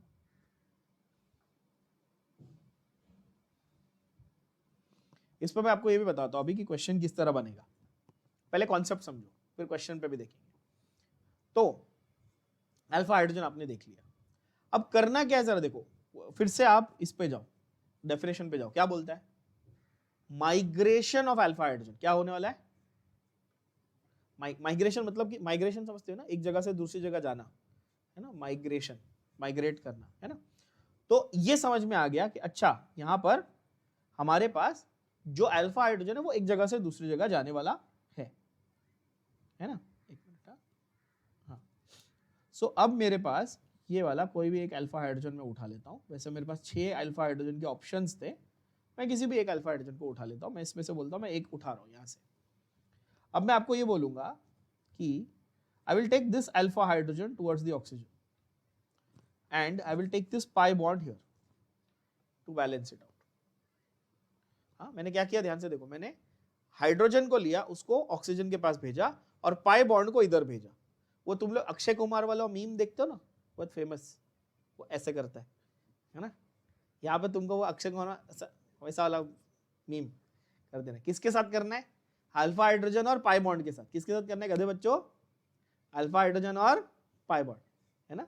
अल्फा हाइड्रोजन और पाई इलेक्ट्रॉन्स को ऐसा ऑपोजिट डायरेक्शन में डालो, तुम्हारे पास एक नया स्ट्रक्चर तैयार होगा। वो नया स्ट्रक्चर को ध्यान से देखना जरा, इससे एक नया स्ट्रक्चर ऐसा तैयार होगा। अभी यहां से एक हाइड्रोजन कम कर दिया था मैंने, तो CH2 हुआ, उसके बाजू में मैं पाई बॉन्ड लगाऊंगा कार्बन, और यहां पर OH। बोलो हाँ या ना, क्योंकि मैंने ऑक्सीजन को हाइड्रोजन दिया था ना वहां से लेके, यस। और CH3 चेक करो, क्या यहां पर अभी भी सारे वैलेंसीज कंप्लीट है, सब कुछ सही है, बरोबर है, चेक कर लो, है कि नहीं। अच्छा, क्या यहां पर अब एक नया फंक्शनल ग्रुप तैयार हो गया, डबल बॉन्ड और OH, ऐसा नया फंक्शनल ग्रुप तैयार हुआ। पहले कौन सा फंक्शनल ग्रुप था? कीटोन। अब यहां पर क्या तैयार हुआ? अब एल्कीन और अल्कोहल यानी इन और ऑल दोनों तैयार हुआ। तो कीटोन था, अब वो क्या बन गया? इनॉल बन गया। क्या ये भेजे में गया? बोलो हाँ या ना। इसको हम बोलते हैं कीटो इनॉल टॉटोमेरिज्म। क्या बोलते हैं बच्चा लोग? ये फिनोमिनन याद कर लेना, खास करके जेई और नीट वाले बच्चे बहुत अच्छे से याद कर लेना। कीटो इनॉल टॉटोमेरिज्म पे मैं आपको अगर बहुत ज्यादा ओवर कॉन्फिडेंस से बोलूं तो मैं बोल सकता हूं कि हाँ, ये इसके ऊपर एक क्वेश्चन आप डेफिनेटली एक्सपेक्ट कर सकते हो अपने जेई और नीट के एग्जाम में। ये इतना इंपॉर्टेंट टॉपिक है। कीटो इनॉल टॉटोमेरिज्म। क्या किया मैंने, कीटो को इनॉल में बदल दिया। कैसे बदला? By changing the position of the alpha hydrogen. Alpha hydrogen को मैंने माइग्रेट करवाया ना, एक जगह से दूसरी जगह माइग्रेट करवाया, इसलिए मैंने क्या बोला इसको, कीटो इनॉल टॉटोमेरिज्म। क्या ये बात भेजे में गई? बोलो हाँ या ना। तो स्ट्रक्चर तो चेंज हुआ ही है, आईयूपीएसी नेम भी बदल गया। आप इसका आईयूपीएसी नेम बताओ जरा। तो आप बोलोगे सर इसका आईयूपीएसी नेम तो इजी है, प्रोपैनोन है ना। इसका आईयूपीएसी नेम क्या होगा? प्रोप 1 इन 2 ऑल, बरोबर ना, इन ऑल। देखो आईयूपीएसी नेम अलग है, स्ट्रक्चर अलग है, सब कुछ अलग है। क्यों हुआ ये, आपको ये समझने की जरूरत है। कैसे अचीव किया? सिर्फ अल्फा हाइड्रोजन को माइग्रेट करके अचीव कर लिया। अब आप एग्जांपल पढ़ोगे तो आपको बहुत अच्छे से समझ में आएगा कि अच्छा कीटोन्स में और एल्डिहाइड्स में टॉटोमेरिज्म दिखता है। क्यों दिखता है अभी समझाया, कीटोन का एग्जांपल लेके समझाया। बात भेजे में गई। अब आप देखो एसिटाल्डिहाइड बना है। एसिटाल्डिहाइड तो मैंने सिखाया आप लोग को, एल्डिहाइड कीटोन है ना। मैंने एसिड्स और एल्डिहाइड्स का एक अलग से आपको सेक्शन भी बताया था बच्चों। 6 एसिड्स और 6 एल्डिहाइड्स, क्या कॉमन नेम्स। हाँ, 2 कार्बन का एसिटाल्डिहाइड, यस। और डबल एरो, ये मत भूलना, मैंने जो बनाया था थोड़ी देर पहले आपको दिखा होगा स्क्रीन पे, double arrow, double headed arrow बनाना पड़ता है। किसके लिए? टॉटोमेरिज्म दिखाने के लिए क्या बनाना है? जब आप माइग्रेशन ऑफ एटम्स दिखा रहे हो तो डबल एरो बनाना, डबल हेडेड एरो बनाना है। तो ये देखो सेम किया मैंने। क्या किया यहां पे, नोट करिए बच्चों। मैंने इस बॉन्ड को यहां शिफ्ट किया और अल्फा हाइड्रोजन को यहां शिफ्ट किया। सॉरी, मैंने बॉन्ड को यहां शिफ्ट किया, अल्फा हाइड्रोजन को यहां शिफ्ट किया। सेम। तो जब भी मैं टॉटोमेरिज्म बोलूं तुम्हारे दिमाग में ऐसे आना चाहिए। अक्षय कुमार नहीं, मैं आना चाहिए गोचू तुम्हारे दिमाग में ऐसे करते हुए, समझे कि नहीं? तो इसीलिए double arrow, double headed arrow दिख रहा है, मेरे बनाए हुए ड्रॉ किए हुए एरोस दिख रहे हैं, इससे आपके दिमाग में बैठ जाएगा कि टॉटोमेरिज्म बहुत सिंपल चीज है।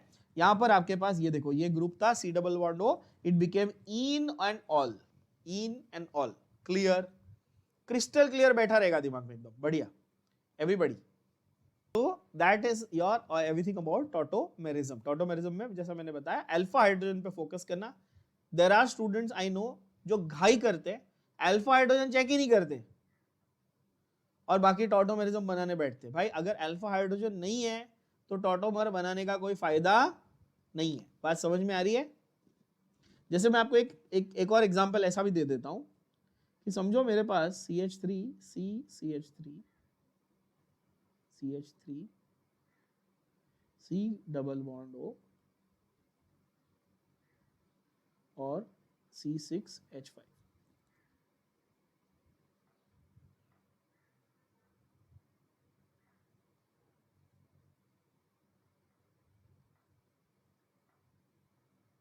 ऐसा है स्ट्रक्चर। अब मुझे बताओ कि ये मेरा फंक्शनल ग्रुप है, ये मेरा अल्फा कार्बन है और ये वाला भी मेरा अल्फा कार्बन है, ये जिस पे मैंने डॉट किया ना, ये दोनों मेरे अल्फा कार्बन है, बरोबर है? दोनों मेरे अल्फा कार्बन।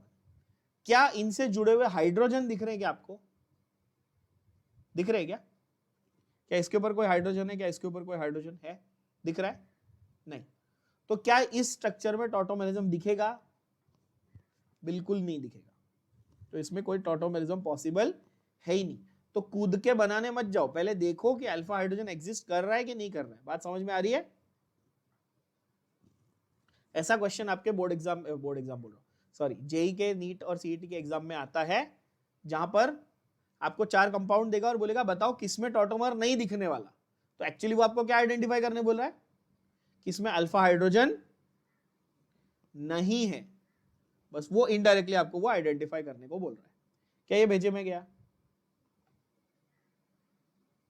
अब अगला सेक्शन आता, तो यहां पे हमारे खत्म होते हैं कौन से? स्ट्रक्चरल। हमारे 5 टाइप। कौन से 5 टाइप हमने कवर किए? Chain, position, functional, metamerism, isomerism. 5 type हमने खत्म किए किसमें? स्ट्रक्चरल में। अब हम लोग आते हैं हमारे सेकंड बड़े सेक्शन पे, that is your stereo isomers. क्या है बच्चों? Stereo isomers. अब स्टीरियो ये वर्ड आता है स्टीयर, स्टीयर वर्ड से। कहां सुना आप लोगों ने स्टीयर? गाड़ी में क्या होता है गाड़ी चलाने के लिए? स्टीयरिंग। क्यों? उसे क्या बदल सकते हो आप? डायरेक्शन। तो stereo basically means direction. 3 dimensional space में जब अरेंजमेंट की बात करो तब आप बात करेंगे स्टीरियो आइसोमर्स की। क्या ये बात समझ में आई? इसलिए वहां से वर्ड आया। जैसे आप लोग म्यूजिक सिस्टम में सुनते हो stereo surround sound, movie theatre में जाते हो वहां पे लिखा होता है ना डॉल्बी स्टीरियो साउंड। इसका मतलब कि साउंड सब डायरेक्शन से आ रही है ऐसा लगता है ना, 360 डिग्री सराउंड। वैसे उसका मतलब वो ये डायरेक्शन, स्टीरियो का मतलब वो। तो स्टीरियो आइसोमर्स में क्या है, ध्यान से सुनना, और बहुत अच्छे से एक्सप्लेन किया हुआ है यहां पर। क्या बोलता है वो? सेम मॉलिक्यूलर फॉर्मूला, ये तो पक्का अपने को मालूम है ना? एक सेकेंड,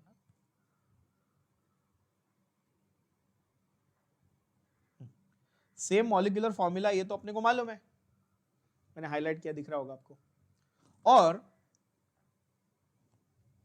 3 डायमेंशनल ओरिएंटेशन में चेंज है। क्या है? 3 डायमेंशनल और 3D स्पेस में, 3D स्पेस में एटम्स का जो अरेंजमेंट है उसमें फर्क है, तब उसको आप क्या बोलोगे? स्टीरियो आइसोमेरिज्म बोलोगे।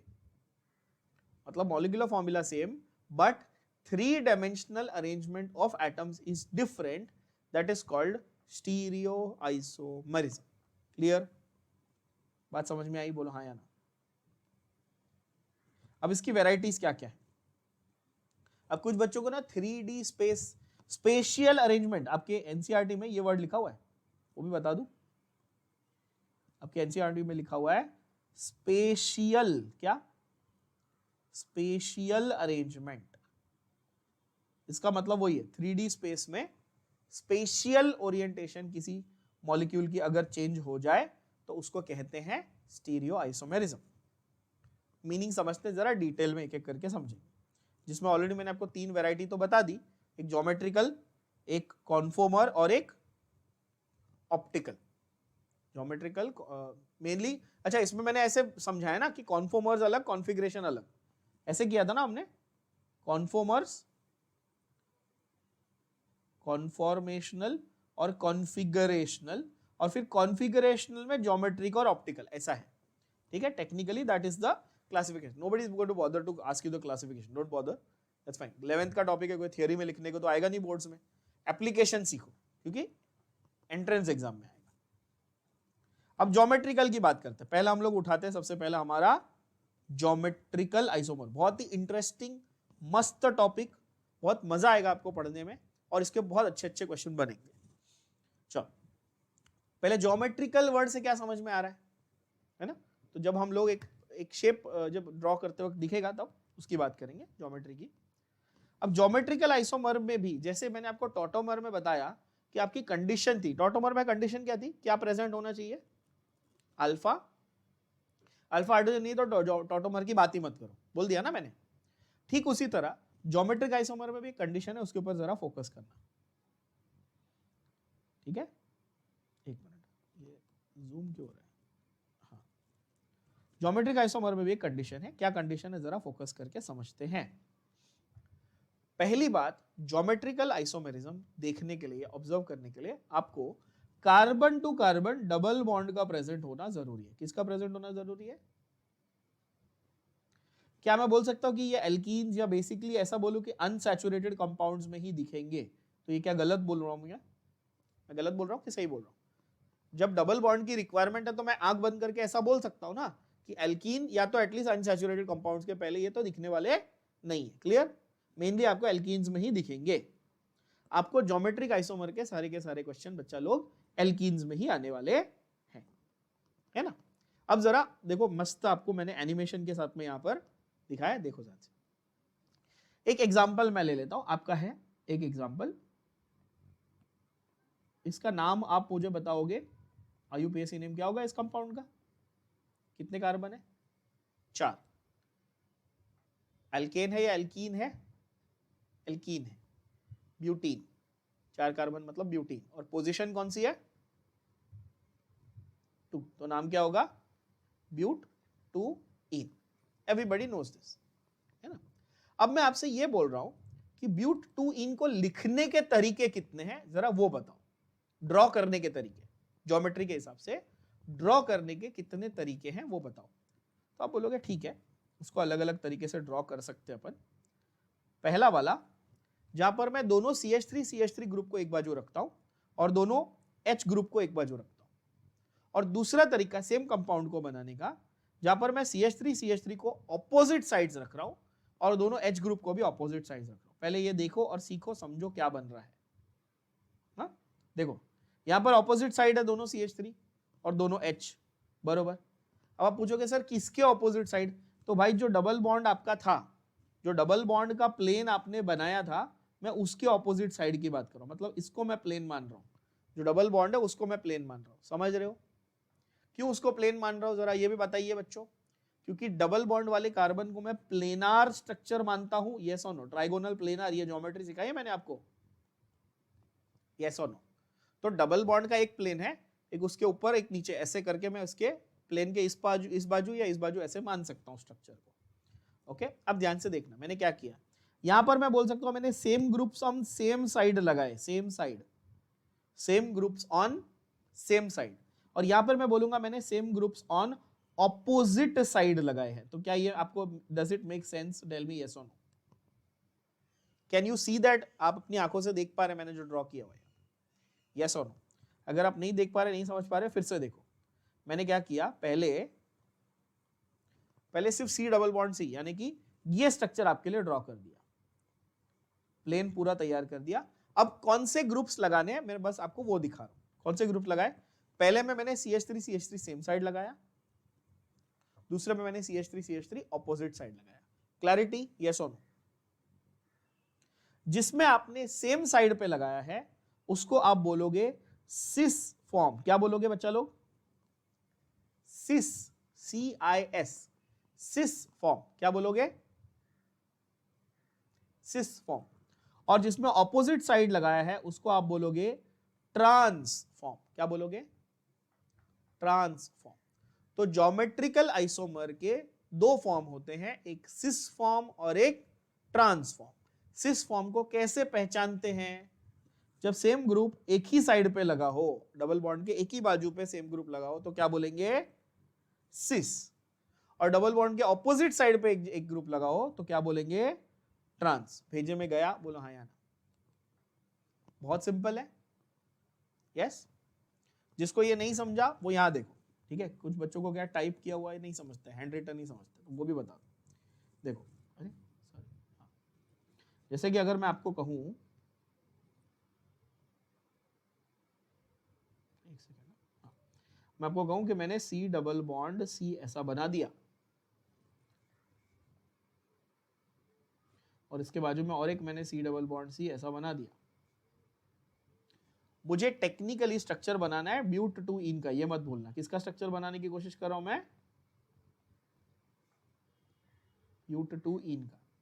अब मुझे बताओ, ध्यान से सुन के समझ के बच्चा लोग, कि मैं इन दो कार्बन को पहले यहां पे ड्रॉ करूं। देखो डबल बॉन्ड वाले कार्बन को मैंने ड्रॉ किया, यस और नो।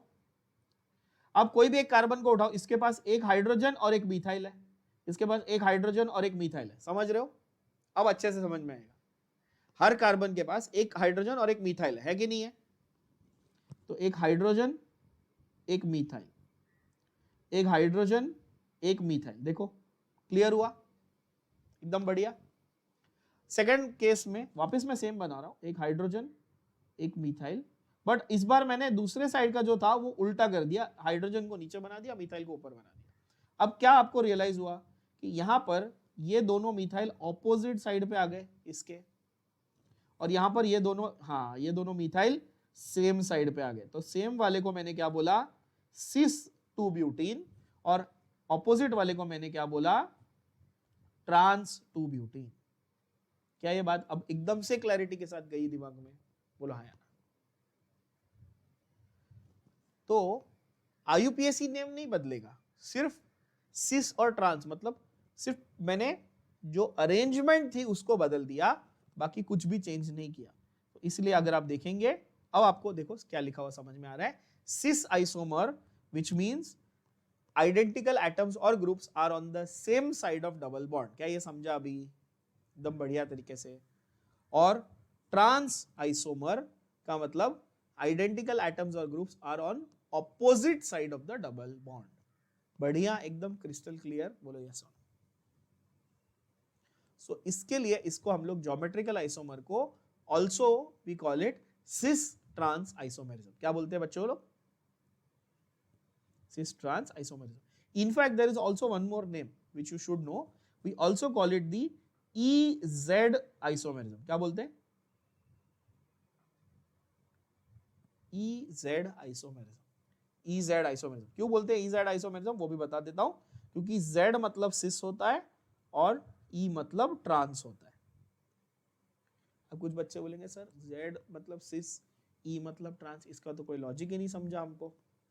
सिस में कहीं Z तो आ नहीं रहा है, ट्रांस में कहीं E तो आ नहीं रहा है, तो ऐसा क्यों, वो भी बता देता हूं। ये जर्मन वर्ड्स है, आप में से I don't know how many of you know German. German words हैं zusammen, zusammen in German, which means opposite side, that is why, sorry, same side, zusammen, which means same side in German, and entgegen, ठीक है, again in German means opposite side, इसीलिए Z को सिस बोलते हैं और E को trans बोलते हैं। ठीक है, ये थोड़ा हाई फंड हो गया, ये वैसे तो एनसीईआरटी में भी ज्यादा इसका कोई मेंशन वगैरह नहीं है, बट ठीक है, एक्स्ट्रा नॉलेज के लिए आप लिख सकते हो चाहिए तो। क्या बोला मैंने, इसको आप EZ आइसोमर बोलो। अच्छा, E और Z कहां से आया ये आपको कोई नहीं पूछने वाला, आधे टीचर को भी नहीं पता, इट्स ओके, कोई बहुत बड़ी चीज नहीं है कि टीचर को पता होनी चाहिए, ऐसा नहीं है, ठीक है, नहीं भी पता है कोई बात नहीं, EZ बोलते हैं, बस इतना याद रखो। समझ में आ रहा है? हाँ, जेई में E और Z कॉन्फ़िगरेशन पे क्वेश्चंस बनते हैं, एब्सोल्यूट कॉन्फ़िगरेशंस पे, वो हम लोग एमसीक्यूज के साथ में सॉल्व करते वक्त सॉल्व करेंगे, उसका टेंशन मत। ये फंडा आई होप सबको समझ में आया, फिर से देख लो, सेम साइड पे सिस, ऑपोजिट साइड पे ट्रांस, बस इतना याद रखेंगे, बस हो गया बच्चों, है ना। ज्योमेट्रिकल आइसोमर में कंडीशन क्या थी बोलो, कार्बन कार्बन डबल बॉन्ड चाहिए पहली बात, फिर same side cis, opposite side trans. Crystal clear, बोलो यस और नो। तो आपके पास ये हुआ ज्योमेट्रिकल आइसोमर, और एक एग्जांपल भी ले लेते हैं अच्छे वाले, जैसे कि आप यहां पर देख सकते हो, जो मैंने ऑलरेडी आपके ड्रॉ करके बताए, और यहां पर मैंने नॉमेनक्लेचर के हिसाब से नंबरिंग भी करके दिखाई है, ये प्रूव करने के लिए कि स्टीरियो आइसोमर में IUPAC नेम नहीं बदलता, सिर्फ अरेंजमेंट बदलती है। ध्यान से देखना, प्लीज ध्यान से देखना, पहले स्ट्रक्चर को ध्यान से देखो, अब नंबरिंग आएगी आपके स्क्रीन पे, 1 2 3 एंड 4, 4 कार्बन की नंबरिंग आ गई, लॉन्गेस्ट चेन तो ब्यूट, सेकेंड पोजीशन पर डबल बॉन्ड आया ब्यूट 2, तो ब्यूट 2 इन है। पर नोटवर्दी चीज क्या थी, सिस या ट्रांस, पहला वाला कौन सा है, दोनों CH3 सेम साइड पे है, तो इट इज सिस, है ना। तो दोनों ब्यूट 2 इन ही है, IUPAC नेम नहीं बदला है, लेकिन एक सिस ब्यूट 2 इन है और एक ट्रांस ब्यूट 2 इन है। क्लियर हुआ ये एकदम बढ़िया तरीके से, बोलो हाँ या ना। अच्छा, ये भी प्रूव हो गया कि स्टीरियो आइसोमर में IUPAC नेम नहीं बदलता, बरोबर है ना। अच्छा, दूसरा ये सवाल आपके दिमाग में आएगा कि सर सिस भी होता है ट्रांस भी होता है, दोनों सेम होते हैं या दोनों में कुछ फर्क होता है, क्यों हम क्यों पढ़ रहे हैं, कुछ तो डिफरेंस होता होगा ना, ये तो हम पढ़ क्यों रहे हैं। तो मैं बोलूंगा अच्छा अरेंजमेंट में डिफरेंस है, हाँ तो अरेंजमेंट में डिफरेंस होने से प्रॉपर्टीज में क्या फर्क आया, तो trans is more stable, trans is more stable. कोई बता सकता है ऐसा क्यों है, कोई सोच सकता है ऐसा क्यों है, ट्रांस स्टेबल क्यों है भाई, क्योंकि दो बल्की ग्रुप, जो दो बड़े बड़े ग्रुप है वो दूर दूर है, तो रिपल्शन कम होगा, तो ओवरऑल स्टेबिलिटी जो है वो ज्यादा होगी। क्या ये बात समझ में आई? यस। तो जब आप एक केमिकल रिएक्शन कर रहे हो और आपको मैं बोलूं कि अच्छा आपके पास सिस 2 ब्यूटीन बनाने का भी ऑप्शन था और ट्रांस 2 ब्यूटीन का बनाने का भी ऑप्शन था, आप कौन सा प्रेफर करोगे, कौन सा ज्यादा स्टेबल है? ऑफ कोर्स आप ट्रांस वाला ज्यादा प्रेफर करोगे। तो ये दिमाग आपको यहां से सीखना है, ज्योमेट्रिक आइसोमर रट्टा मार के कुछ नहीं होने वाला आपको। आगे जब हम लोग केमिकल रिएक्शन लिखेंगे, अब जैसे अभी एल्कीन्स चैप्टर में मैं आपको डिहाइड्रोहाइलोजिनेशन वगैरह सब रिएक्शंस कराऊंगा, तो उसमें ट्रांस मेजर प्रोडक्ट क्यों बन रहा है आपको ये नॉलेज होनी चाहिए, तब आपकी पढ़ाई का असली मीनिंग है। समझ में आ रहा है, बोलो हाँ या ना। क्लियर, चलो बढ़िया। उसके बाद आते हैं हम लोग एक बहुत ही इंटरेस्टिंग टॉपिक पे। तो ये हुआ आपका ज्योमेट्रिक आइसोमर्स खत्म। अगला हमारा बहुत ही इंटरेस्टिंग टॉपिक है बच्चों, मजेदार टॉपिक है, दैट इज कॉन्फॉर्मर्स। कौन सा है? Conformers, that is conformational isomers का कॉन्फॉर्मर्स बना दिया। समझ रहे हो क्या बनाया? Conformational. What do you mean by conformation? किसी चीज का कॉन्फॉर्मिटी या कॉन्फॉर्मेशन।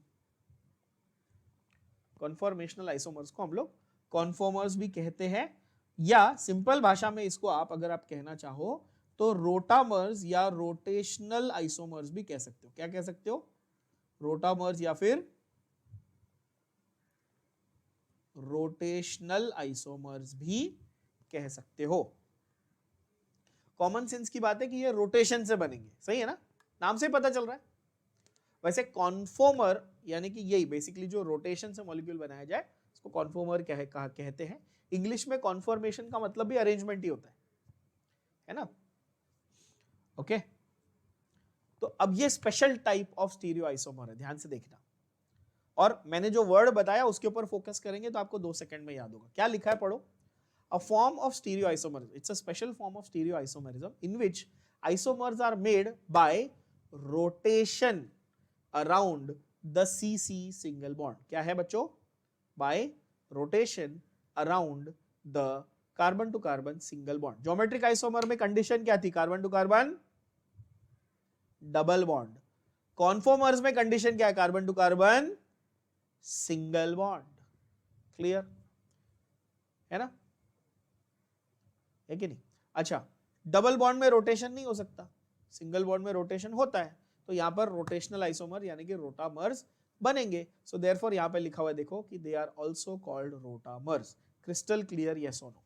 अब रोटेशन से फायदा क्या होगा? आप ये सोचोगे कि अच्छा ठीक है रोटेशन करेंगे तो रोटेशन से फायदा क्या हुआ भाई? तो रोटेशन करने से आपका जो बॉन्ड एंगल है, ठीक है, बॉन्ड एंगल देखो, carbon to carbon single bond की बात हो रही, थोड़ा दिमाग लगाना जरा। देखो carbon to carbon single bond की बात हो रही, तो मतलब हाइब्रिडाइजेशन कैसा है? एक कार्बन है जिसके ऊपर सारे सिंगल बॉन्ड है, तो उसका हाइब्रिडाइजेशन कैसा है? sp3 sp2 या sp? बताया ना? एल्केन है, सारे कार्बन सारे सिंगल बॉन्ड है, तो कैसा है? sp3 टाइप का है। तो sp3 टाइप का तो उसका बॉन्ड एंगल क्या है? अगर sp3 टाइप का है तो उसका बॉन्ड एंगल क्या है बच्चों? 109 डिग्री 28 मिनट। तो बॉन्ड एंगल तो नहीं बदल रहा, बॉन्ड एंगल तो नहीं बदलेगा क्योंकि भाई आपका कार्बन वही है, हाइब्रिडाइजेशन वही है, सिंगल बॉन्ड है, सब कुछ सेम है, बॉन्ड एंगल नहीं बदलने वाला। लेकिन जब आप रोटेशन करेंगे तो जो उससे अटैच, उस कार्बन से अटैच बाकी ग्रुप्स है या बाकी एटम्स हैं, उनका एक दूसरे के साथ जो एंगल है वो बदलेगा। ध्यान से सुनना, ये थोड़ा ट्रिकी है, इंटरेस्टिंग भी और ट्रिकी भी है ये चीज, क्योंकि आपको इसमें इमेजिनेशन बहुत लगेगा, थोड़ा 3 डायमेंशनल आपको एक इमेजिनेशन चाहिए इसके लिए। ध्यान से देखना। अब देखो आपके पास है इथेन, एक सिंपल सा मॉलिक्यूल है, क्या है? इथेन, या आपके पास है समझो ब्यूटेन, इथेन प्रोपेन ब्यूटेन जो भी है आपके पास, आपने कोई मॉलिक्यूल ले लिया।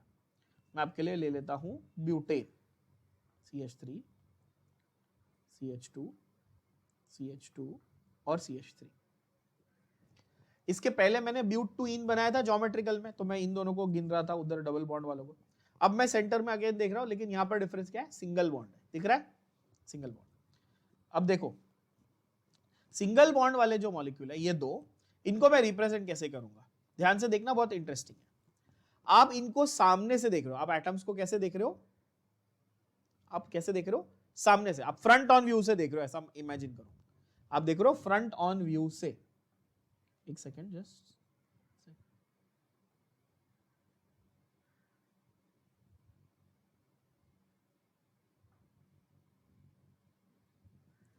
फ्रंट ऑन व्यू से आप देख रहे हो। अब जब आप सामने से देखोगे और आपके पास 2 कार्बन एटम है, थोड़ी सी दिमाग लगा लो कि दोनों कार्बन एटम सेम साइज के हैं बच्चों, और आप सामने से देख रहे हो, तो एक के पीछे एक छुप जाएगा तो आपको एक ही दिखने वाला है। लॉजिकल बात है, एक ही दिखने वाला है।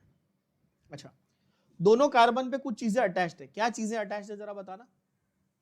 तो आप बोलोगे सर हर कार्बन पे, इस कार्बन पे 2 हाइड्रोजन है और एक मिथाइल है, इस कार्बन पे भी 2 हाइड्रोजन है और एक मिथाइल है, सही है ना? अब मैं आपको फ्रंट ऑन व्यू दिखाने की कोशिश करता हूं, मैं फिर से कह रहा हूं थोड़ा आपको इमेजिनेशन लगेगा, ध्यान देना। मैं फ्रंट ऑन व्यू दिखाने की 2D में दिखाना बहुत डिफिकल्ट है to be honest, but I will try my best. मैं आपको बोलूं कि अच्छा एक कार्बन मेरा डॉट रिप्रेजेंट कर रहा है और दूसरा कार्बन मेरा सर्कल रिप्रेजेंट कर रहा है, क्या है? एक कार्बन को मैं कैसे रिप्रेजेंट कर रहा हूं? डॉट से, और दूसरे वाले को मैं किससे रिप्रेजेंट कर रहा हूं? सर्कल से। तो आपको ये दिमाग में आएगा कि अच्छा सामने से देखने पे मेरे को आगे वाला थोड़ा छोटा दिखेगा, पीछे वाला थोड़ा बड़ा ऐसे दिख रहा है, तो आगे वाले को मैंने डॉट से बनाया, पीछे वाले को मैंने सर्कल से बनाया। समझा? दो कार्बन ऐसे हो गए। अब दोनों कार्बन पे क्या क्या था याद करना, दो हाइड्रोजन और एक मिथाइल। यस, तो इसके ऊपर मैं कलर अलग कर देता हूं तो आपको समझ में आएगा। आगे वाले कार्बन पे एक हाइड्रोजन, एक मिथाइल। समझे? किससे जोड़ा मैंने? डॉट से जोड़ा, ध्यान से देखना, डॉट से जोड़ा। और पीछे वाले कार्बन पे मैं सर्कल से अटैच कर रहा हूं ना, एक हाइड्रोजन और एक मिथाइल। क्या ये बात क्लियर हुई? रेड लाइन ब्लू लाइन से अच्छे से समझ में आया? क्लियर है ना? तो आपको जब आप सामने से देख रहे हो मॉलिक्यूल को, आप कैसे देख रहे हो? फ्रंट ऑन व्यू से देख रहे हो। तब आपको एक कार्बन डॉट और एक कार्बन सर्कल से रिप्रेजेंट करके दिखाया मैंने। डॉट से 3 चीजें जुड़ी हुई थी, सर्कल से 3 चीजें जुड़ी हुई थी। अब मुझे बताओ, ये दोनों हाइड्रोजन अगर आप ध्यान से देखो, ये दोनों हाइड्रोजन को ध्यान से देखो, कौन से वाले? ये दोनों हाइड्रोजन या ये दोनों हाइड्रोजन। तो ये एक के पीछे एक है ऐसे। अब कैमरा में आगे दिखा दो, ऐसे आपको एक ही फिंगर दिख रही है। मतलब अगर मैं बहुत ध्यान से ऐसे ओरिएंटेशन ऐसे रखूं, आप सामने से देख रहे हो, आपको एक ही फिंगर दिख रही है ना। लेकिन अगर मैं थोड़ा रोटेट करूं तो दो दिखेगी, यस और नो? तो एक के पीछे एक छुपाने पे एक ही दिखती है, रोटेशन करने पे दो दिखते हैं। ये लॉजिक समझना, इसलिए रोटेशन, एंगल बदल दिया तो दूर दूर हो गए तो दिखेंगे।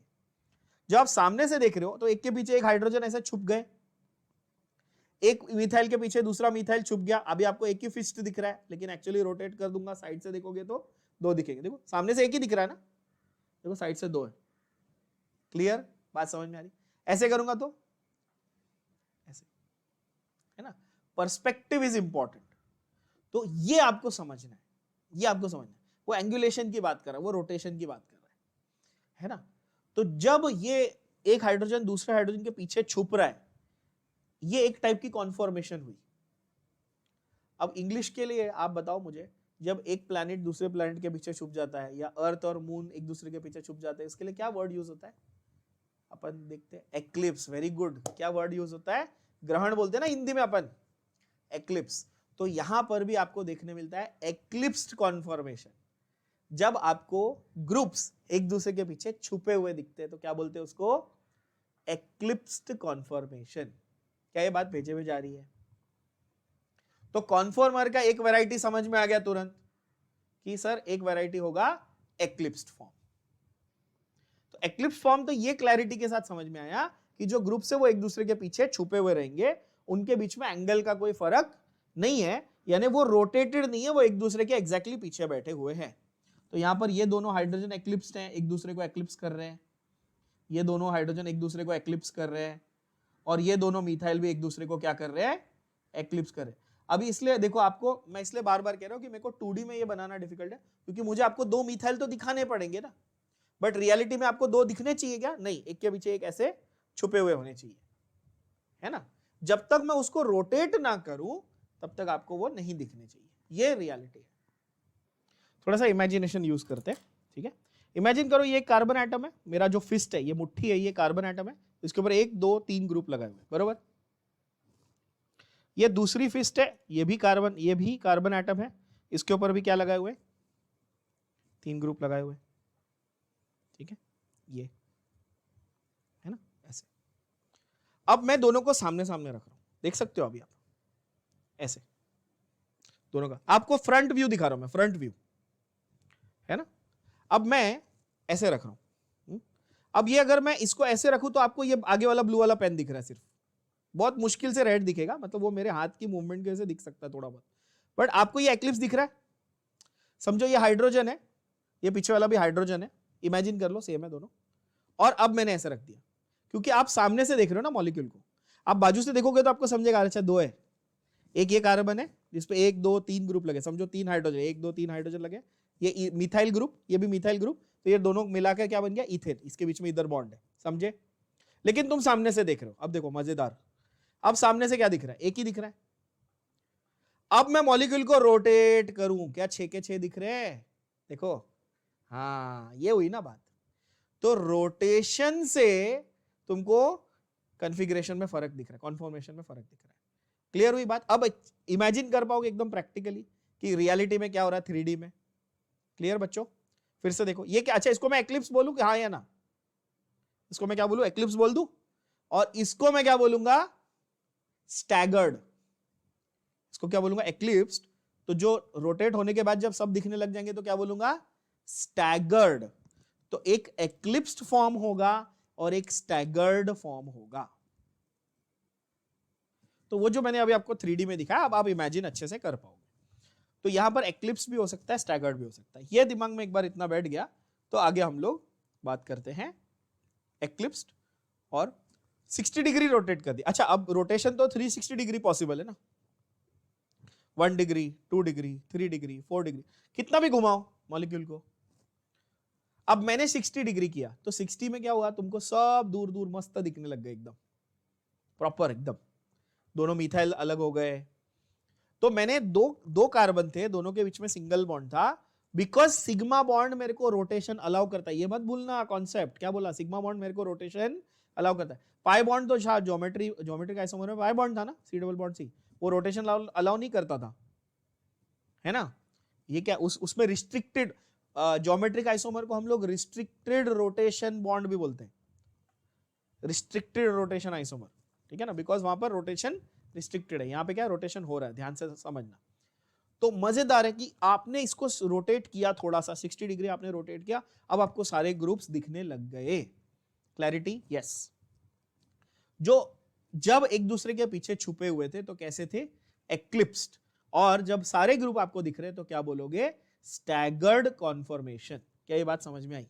तो जैसे ज्योमेट्रिक में सिस फॉर्म और ट्रांसफॉर्म थे, इसमें मेनली क्या होते हैं, एक्लिप्स्ड फॉर्म और स्टैगर्ड फॉर्म। क्लियर हुआ, बोलो हाँ या ना, यस। अच्छा अब इसमें और एक थोड़ी सी इंटरेस्टिंग बात बताता हूं, अगेन ब्लैंक पेज पे आ जाओ, देखो ड्रॉ करके समझाऊंगा और अच्छे से प्यार से समझ में आएगा। ये मत भूलना, मैंने आपको बताया कि आगे मैं हमेशा 2 कार्बन के ही फंडे को लूंगा, आगे वाले कार्बन को बताऊंगा डॉट से, पीछे वाले को बताऊंगा सर्कल से, है ना। और समझो इसके मैं बॉन्ड्स को ऐसे बता रहा हूं आपको, 3, मैंने डॉट से 3 बॉन्ड दिखा दिए, और पीछे वाले को मैं, ब्लैक तो नहीं चलेगा, ग्रीन कलर से आपको इसके 3 बॉन्ड दिखा देता हूं, है ना। क्लियर, ब्लू और ग्रीन कलर से मैंने दिखा दिए बच्चों। अच्छा अब आप देख रहे हैं कि यहां पर मैं एक्लिप्स बनाया कि स्टैगर्ड बनाया, तुरंत आप समझ जाएंगे स्टैगर्ड बनाया मैंने, क्योंकि मेरे को 1 2 3 4 5 6 ग्रुप्स अलग अलग दिख रहे हैं, स्टैगर्ड बनाया पूरा मैंने। और मैं एंगल भी एक बेसिकली जज कर सकता हूं कि अच्छा सर ये रफली 60 डिग्री आपने एंगल बनाया हुआ है, मेरे को ये भी दिख रहा है ना। बट क्या कंपलसरी कि मेरे को 60 होना चाहिए, मैं 1 डिग्री 2 डिग्री 5 डिग्री 7 डिग्री कुछ भी कर सकता था ना, है कि नहीं, बचा लो, सही बोल रहा हूं। तो क्या मैं ऐसा बोल सकता हूं कि the number of possibilities for making conformers is infinite number of possibilities, बोलो हाँ या ना। अब जो बच्चे बोलेंगे कि सर इनफाइनाइट कैसे, 360 डिग्री होता है ना, लेकिन कोई बोलेगा मेरे को 1.1 डिग्री पे बनाने का, तो हाँ बना। कोई बोलेगा मेरे को 2.93 डिग्री पे बनाने का, बना ले। तो ऐसे तो आपके कितने इनफाइनाइट नंबर ऑफ एंगल्स बनेंगे, यस और नो। तो कोई अगर मुझे ऐसा पूछे कि किसी एल्केन का, कोई एक एल्केन, अच्छा ये एल्केन्स के लिए एप्लीकेबल है, ये तो आपके दिमाग में ऑलरेडी बैठ गया, क्योंकि हम sp3 कार्बन यानी सिंगल बॉन्ड की बात कर रहे थे, तो सवाल ही नहीं है। कोई मुझे पूछे कि एक गिवन एल्केन है, जैसे कि इथेन है, इसके कितने कॉन्फॉर्मर्स हो सकते हैं, तो आप क्या बोलोगे, इसके इनफाइनाइट कॉन्फॉर्मर्स हो सकते हैं। कितना मस्त, समझे कि नहीं समझे, बढ़िया। जब एक डबल बॉन्ड है तो एक सिस फॉर्म एक ट्रांसफॉर्म, यानी 2 आइसोमर हो सकते थे, किसमें, ज्योमेट्रिक में। बट जब सिंगल बॉन्ड है, एल्केन है, तो उसके आप इनफाइनाइट नंबर ऑफ कॉन्फॉर्मर्स यानी रोटामर्स बना सकते हैं बच्चों। इज दैट क्रिस्टल क्लियर, बोलो हाँ या ना, यस। हाँ तो अब आगे देखो, तो these are formed by rotation of the CC sigma bonds, of course, infinite number of conformation, ये भी समझ में आ गया. Rotation is not completely free. वैसे हम लोग बोलते हैं कि sigma bond allows rotation, but बोलते हैं एब्सोल्युटली 100% फ्री रोटेशन, एकदम मतलब जुप जुप ऐसा घूम रहा है, ऐसा नहीं है. हाँ, ओके है, मतलब थोड़ा बहुत इसमें एनर्जी लगती है. आपको मॉलिक्यूल को घुमाने के लिए थोड़ी तो एनर्जी लगेगी ना यार. बिना एनर्जी के कैसे घुमा लोगे आप एक बॉन्ड है, जो बना हुआ बॉन्ड है, उसको आप चेंज करने की कोशिश कर रहे हो, तो आपको थोड़ी एनर्जी देनी पड़ेगी. यस और नो? क्लियर है? अगर कोई ऑब्जेक्ट है जिसका एक बॉन्ड एक तरीके से बना हुआ है, तो मेरे को उसको थोड़ा फोर्स लगाना पड़ेगा, थोड़ा सा एनर्जी बैरियर. कितना एनर्जी बैरियर है? 1 से लेकर 20 किलो जूल पर मोल की रेंज में आपका एनर्जी बैरियर है. कितना है? 1 to 20 किलो जूल पर मोल. It is different for different compound. जैसे ब्यूटेन के लिए अलग है, इथेन के लिए अलग है, हर एक का अलग है, बट एक रेंज आपको दिया 1 to 20 किलो जूल पर मोल, है ना. अच्छा, इस रोटेशन को अब ध्यान से सुना. फिजिक्स में आप लोग इलास्टिसिटी नाम का एक चैप्टर करते हो, उसमें आप शेयरिंग नाम का एक फंडा पढ़ते हो, जहां पे चीजों को ट्विस्ट करते हैं. उसके लिए आप एक वर्ड यूज करते हो, रोटेशन के लिए एक वर्ड यूज करते हो. कौन सा? आप एक ये वर्ड यूज करते हो, टॉर्जन या टॉर्क. रोटेशन वाली फोर्स को आप लोग क्या बोलते हो? टॉर्क, है ना. टॉर्जन. किसी चीज को ऐसा घुमाया ना, तो उसको क्या बोलते हैं? टॉर्क या टॉर्शन बोलते हैं. अगर नहीं पढ़ा है तो आगे पढ़ोगे फिजिक्स में, टेंशन मत लो, ठीक है. तो इस एनर्जी बैरियर को हम लोग टॉर्शनल एनर्जी भी कहते हैं. क्या कहते हैं? टॉर्शनल है, क्योंकि रोटेट करने के लिए एनर्जी यूज हो रही है ना, टॉर्शन क्रिएट करने के लिए एनर्जी यूज हो रही है ना, तो टॉर्शनल एनर्जी भी बोलते हैं. क्या ये बात समझ में आई? जो लोगों को गाड़ियों का, बाइक्स का बहुत शौक है, उनको टॉर्क पता होगा. कार के इंजन में टॉर्क होता है, पता है? जो व्हील को कितना फास्ट घुमा सकता है, टॉर्क जनरेट करता है इंजन, वो रोटेशनल मोशन है ना. तो ये जो रिपल्सिव इंटरेक्शन है, इसको हम लोग टॉर्शनल स्ट्रेन कहते हैं. क्या कहते हैं? Torsional strain. थोड़ा दिमाग लगाओ जरा, देखो. अगर ये मेरा बॉन्ड है, सिग्मा बॉन्ड, और इसको मैं थोड़ा ऐसे रोटेट कर रहा हूं, तो यहां पर स्ट्रेन आ गया ना. या तो वो टूटने जैसा हो जाएगा, या तो वो इलास्टिक की तरह वापस आने की कोशिश करेगा, है ना. तो स्ट्रेन क्रिएट किया ना आपने मॉलिक्यूल में. किसी चीज को जब आप रोटेट करते हो तो आप क्या करते हो? आप स्ट्रेन क्रिएट करते हो. इसको फिजिक्स से कोरिलेट करना. इलास्टिसिटी, वो आप लोग क्या पढ़ते हो, क्या बोलते हो उसको? मैकेनिकल प्रॉपर्टीज ऑफ सॉलिड्स, ऐसा नाम का कुछ चैप्टर है शायद, जिसमें यंग्स मॉड्यूलस वगैरह पढ़ते हो, है ना. उसमें आप लोग स्ट्रेन के बारे में पढ़ते हो, स्ट्रेस और स्ट्रेन. तो ठीक उसी तरह यहां पर टॉर्शनल स्ट्रेन. ये सारे पॉइंट्स आप लोग को समझ में आए, एक बार ध्यान से देख लो. रोटेशन होगा, सिग्मा बॉन्ड में होगा, मतलब एल्केन्स में है, sp3 हाइब्रिडाइज्ड कार्बन में है, इनफाइनाइट पॉसिबिलिटीज हैं, कंप्लीटली फ्री नहीं है, थोड़ी सी एनर्जी लगती है. उस एनर्जी के बेसिकली जो रिपल्शन क्रिएट होता है एनर्जी की वजह से, उसको हम लोग कहते हैं टॉर्शनल स्ट्रेन, और उस एनर्जी को हम लोग टॉर्शनल बैरियर या टॉर्शनल एनर्जी कहते हैं. Absolutely crystal clear? बोलो हाँ या ना. इथेन के जो मैंने कॉन्फॉर्मर्स आपको अभी 3D में दिखाए थोड़े से प्रैक्टिकली, वो आपको कैसे दिखेंगे यहां पर देखना. Keep one carbon stationary, rotate the other. एक को फिक्स रखो, पीछे वाले को घुमाओ, है ना. बोलो तारा रारा, ऐसा करो आप, पीछे वाले को पकड़ के. रोटेशन क्या होगा? इनफाइनाइट नंबर ऑफ कॉन्फ़िगरेशन कॉन्फॉर्मेशंस बनाएगा. दो एक्सट्रीम केसेस कौन से? एक एक्लिप्स्ड और एक स्टैगर्ड. हो तो हमको पता ही है, जब एक दूसरे के आगे सामने सामने रहे एक्लिप्स, दूर दूर रहे स्टैगर्ड, ये भी बता दिया. और स्टैगर्ड और एक्लिप्स को पढ़ने के लिए हमारे पास दो टाइप के प्रोजेक्शन है, नए नाम है, प्लीज याद करना. आई नो बहुत सारा इंफॉर्मेशन दे रहा हूं एक ही लेक्चर में, और इसलिए बता रहा हूं कि बहुत इंपॉर्टेंट लेक्चर है. हाँ, शुरू से बोल रहा हूं. एक्लिप्स एंड स्टैगर्ड को हम लोग किस हेडिंग के अंडर पढ़ते हैं? हम दो हेडिंग्स के अंडर पढ़ते हैं, sawhorse projection and Newman projection. कौन से रिपीट करेंगे बच्चों? Sawhorse projection and Newman projection. अब कुछ बच्चे बोलते हैं सर एक्लिप्स समझा, स्टैगर्ड समझा, ये नए दो क्या लेके आ गया? बहुत सिंपल है, बताता हूं, बहुत सिंपल है. मैंने आपको थोड़ी देर पहले कहा कि आप मॉलिक्यूल को सामने से देखिए बच्चों, ऐसे कहा ना, मैंने ये दिखाया. और क्या बोला आपको मैंने? You look at the molecule from the front view. मैंने ऐसा बोला. जब आप फ्रंट व्यू से देख रहे हो, कैसे देख रहे हो?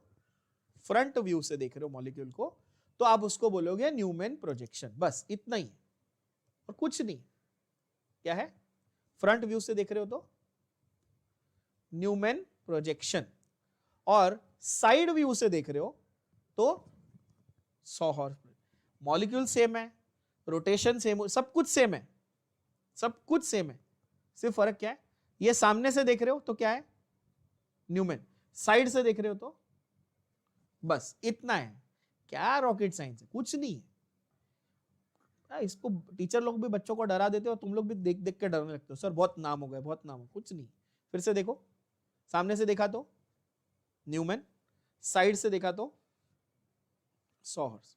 अच्छा, साइड से ऐसे रोटेशन दिखेगा ना, सामने से भी ऐसे ऐसे रोटेशन दिखेगा ना, बस सामने से देखोगे तो डॉट और सर्कल दिखेगा, साइड से देखोगे तो पॉइंट दिखेगा, बस इतना ही तो फर्क है। इजी है, समझ गए। आई नो बहुत आसान नहीं है, झूठ नहीं बोलूंगा, बहुत आसान नहीं है, बहुत सारा इंफॉर्मेशन है, इसलिए बहुत प्यार से मोहब्बत से सीखो, ठीक है। तो अब देखो आपको एक एक करके न्यूमन और सॉहर्स भी दिखा देता हूं। हेड ऑन, हेड ऑन मतलब न्यूमन में क्या बोला, हेड ऑन मतलब फ्रंट ऑन, हेड ऑन का मतलब फ्रंट ऑन है ना, फ्रंट व्यू है ना, इंग्लिश में हेड ऑन का मतलब बेसिकली होता है फ्रंट व्यू, लेकिन अपन देसी लोग हैं, अपने को क्या, अपने को हिंदी में समझने का है, तो अपने को आसान तरीका मैं आपको बताता हूं। जब आप सामने से देखो, ने सामने, न्यूमैन, ऐसे याद रखो, कभी नहीं भूलोगे। सामने से देखोगे ना, सामने से देख रहे हो ना, तो न्यूमैन, समझे कि नहीं समझे? ये मेरी बनाई हुई ट्रिक है, आई होप आपको समझ में आ रही होगी, ठीक है। नहीं समझी तो रट्टा मार लो कि फ्रंट ऑन व्यू क्या है, न्यूमैन, ठीक है। मुझे ऐसे याद रहता है, सामने से न्यूमैन और साइड से सॉहर्स, एस एस, साइड से सॉहर्स, सामने से न्यूमैन। बोलो हाँ या ना, इजी। हाँ, तो अब नहीं बोलोगे। अब इसमें देखो, जो नजदीक वाला मैंने क्या बोला, जो आगे वाला है, जब आप सामने से देख रहे हो, आगे वाले को मैंने कैसा बनाया, पॉइंट यानी कि डॉट। अब और क्लैरिटी आएगी लाइफ में। देखो पीछे वाले को कैसे बताएंगे, सर्कल, बढ़िया। और लाइंस दिखाएंगे बॉन्ड्स के लिए, डॉट से 3 लाइन जाती हुई दिखेगी और पीछे वाले से भी 3 लाइन जाती हुई। 3 लाइन क्यों? क्योंकि एक लाइन तो कार्बन और कार्बन के बीच में बॉन्ड है ना, वो तुमको दिखेगी नहीं ना सामने से, सीधी बात है, तो इसलिए 3 लाइन। समझे कि नहीं समझे?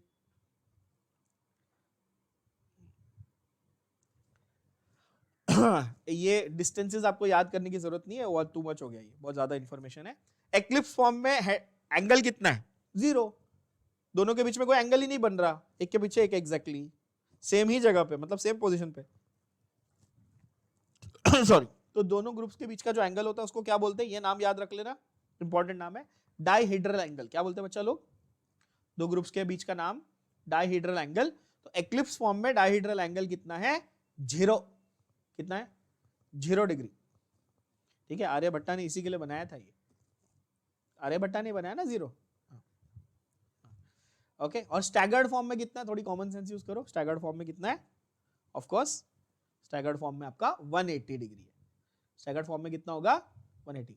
अच्छा, स्टैगर्ड फॉर्म आप बोलोगे सर थोड़ी देर पहले आपने 60 को भी स्टैगर्ड बोला था, थोड़ी देर पहले तो मैंने 60 डिग्री को भी स्टैगर्ड ही बोला था ना, यस और नो?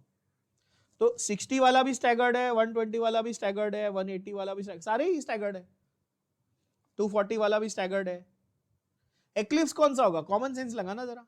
एक्लिप्स 0 और 360, 0 और पूरा घूम के वापस 360 आ गया तो वापस एक्लिप्स हो गया ना। बोलो हाँ या ना, है ना? सही बात है, क्लियर? देखो अब कितना अच्छे से समझ में आ रहा है। अच्छा, एक अगेन थोड़ा जेई और नीट वाले बच्चों के लिए थोड़ा और डिटेल बता दूं, और डिटेल बता दूं। 180 वाले स्टैगर्ड, 180 वाला है तो स्टैगर्ड फॉर्म है, तो स्टैगर्ड फॉर्म, बट उसको एक खास नाम दिया। क्या नाम दिया? एंटी फॉर्म दिया। क्या नाम दिया? स्टैगर्ड के अंदर भी एंटी नाम का एक फॉर्म बनता है जो सबसे स्टेबल है, जो सबसे स्टेबल है। अगेन कॉमन सेंस यूज करो, 180 मतलब एकदम दूर है, ट्रांस के जैसा, सामने सामने ना, 180 डिग्री तुम्हारे सामने कुछ रखा है, 180 डिग्री एंगल है, तो 180 डिग्री एंगल पे ये एंटी मतलब सबसे स्टेबल फॉर्म बन गया। क्लैरिटी, यस और नो? बढ़िया। अब एक्चुअल जो मैंने आपको दिखाया वो डायग्राम आपको देखने मिलेगा। प्लीज डायग्राम को ध्यान से प्यार से देखना, मैंने स्टेप बाय स्टेप बनाया है बच्चों, ठीक है। I am sure you will be able to appreciate in 2D also, you will be able to appreciate the 3D picture. ये डॉट से 3 चीजें जुड़ी, आगे का कार्बन है कि पीछे का? आगे का। अभी सर्कल से 3 चीजें जुड़ी, आगे का पीछे का? पीछे का कार्बन। स्टैगर्ड दिख रहा है, एक्लिप्स दिख रहा है? स्टैगर्ड दिख रहा है, बहुत अच्छे, वेरी गुड। तो ये दिख रहा है स्टैगर्ड, बढ़िया, एकदम इजी हो गया स्टैगर्ड कॉन्फर्मेशन। क्लियर बच्चों? अब देखो एक्लिप्स भी बनाया है,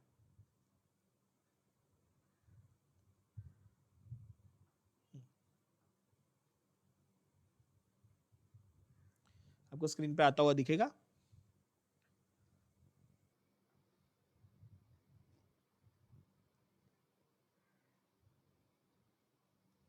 आपको अभी व्हाट अगेन जो ब्लैक और रेड लाइन है वो एग्जैक्टली एक दूसरे के ऊपर ओवरलैप होनी चाहिए, बट तुमको दिखेगी नहीं ना 2D में, इसलिए थोड़ी दूर बनाई है, समझ गए ना? ये क्या बनाया हुआ है? एक्लिप्स्ड। अच्छा, जो एक्लिप्स और स्टैगर्ड के बीच में समझो कोई बोले 17 डिग्री पे 0, 60, ये जो मल्टीपल्स हैं 60, 120, 180, ये तो हमारे प्रॉपर है ना। जो बीच में रैंडम नंबर है उनको क्या बोलेंगे? उनको बोलेंगे स्क्यू कॉन्फर्मेशन। क्या बोलेंगे? Skew conformation. क्या बोलेंगे बच्चों? Skew conformation. तो इतनी सारी जो इंफॉर्मेशन हो गई उसको जरा सिंप्लीफाई कर ले, सिंप्लीफाई कर ले। तो आप ऐसे याद रखो कि न्यूमैन में आपके पास एक्लिप्स भी है, स्क्यू भी है, स्टैगर्ड भी है। एक्लिप्स कभी बोलेंगे 0 डिग्री एंगल पे, है ना? स्टैगर्ड कभी बोलेंगे 60, 120, 180, 240, 300, कुछ भी, है ना? बीच में रैंडम नंबर जितने भी है सबको क्या बोलेंगे? स्क्यू। और 180 वाले को खास नाम क्या दिया? एंटी। सिंपल, है ना? अब जेई लेवल के लिए थोड़ी एक एक्स्ट्रा बात भी बता दूं, ये बाकी जो है इनको भी मिलाकर एक नाम है, इनको बोलते हैं गॉश। क्या बोलते हैं? Gosh, GAUCHE, it's a French term, gosh. ठीक है? इतना ज्यादा ऑनेस्टली सीईटी और नीट लेवल पे नहीं पूछा जाता, ठीक है? जेई वाले जो बच्चे चलो गॉश और एंटी याद रख लिया तो भी ठीक है, बट आपको अगर इतना भी पता है ना, कौन सा? ये एक्लिप्स्ड, स्क्यू और स्टैगर्ड, मोर देन इनफ है। सबसे स्टेबल एंटी, मतलब स्टैगर्ड ही बोल सकते हो आप, स्टैगर्ड का ही फॉर्म है ना 180 डिग्री वाला एंटी। क्लियर हो गई बात? ये टेबल अच्छे से और क्लैरिटी के साथ अभी चीजों को एक जगह लेके आ गया। Conformers, Newman, सॉहर्स। अगर एमसीक्यू में क्वेश्चन आया which is the most stable conformation, अगर एंटी ऑप्शन में है तो आपको वही मार्क करना है, अगर एंटी नहीं है तो आप स्टैगर्ड मार्क करेंगे। क्लियर? एकदम बढ़िया, अभी समझ में आ गया होगा। रिलेटिव स्टेबिलिटी ऑलरेडी बता दिया, स्टैगर्ड ज्यादा स्टेबल है, फिर स्क्यू, फिर एक्लिप्स्ड। एक्लिप्स सबसे खराब है ना, एकदम बाजू बाजू में, अगेन रिपल्शन करेंगे ना, थोड़े दूर जाएंगे तो अच्छा है ना, जितने नजदीक रहते हैं उतना रिपल्शन करते हैं। तो एक्लिप्स में क्या होता है? स्टेबिलिटी उतनी नहीं होती, स्टैगर्ड में बढ़िया स्टेबिलिटी होती है। तो ये खत्म होता है अपना कॉन्फॉर्मर्स वाला पार्ट। यहाँ पर कॉन्फॉर्मर्स अपने खत्म हो जाते हैं। इनफाइनाइट नंबर, स्क्यू, स्टैगर्ड, एक्लिप्स्ड, इसके एंगल्स वगैरह। सॉहर्स में कुछ बड़ा है नहीं, मैंने इसलिए यहाँ पर डाला भी नहीं है। सॉहर्स में मैंने आपको क्या बोला कि सब आप जब साइड से देखते हो तो आपको वो ऐसा दिखेगा, आपको बॉन्ड भी दिखेगा ना साइड से, सिग्मा बॉन्ड, बस, तो उसको सॉहर्स बोलते हैं। बाकी सॉहर्स आपको देख के कुछ ऐसे अप्रिशिएट नहीं कर पाओगे आप, एंगल वेंगल अप्रिशिएट नहीं कर पाओगे आप सॉहर्स में, ठीक है ना? इसलिए उसको ज्यादा हम लोग इंपॉर्टेंस नहीं देते। तो कॉन्फॉर्मर्स यहाँ पे खत्म।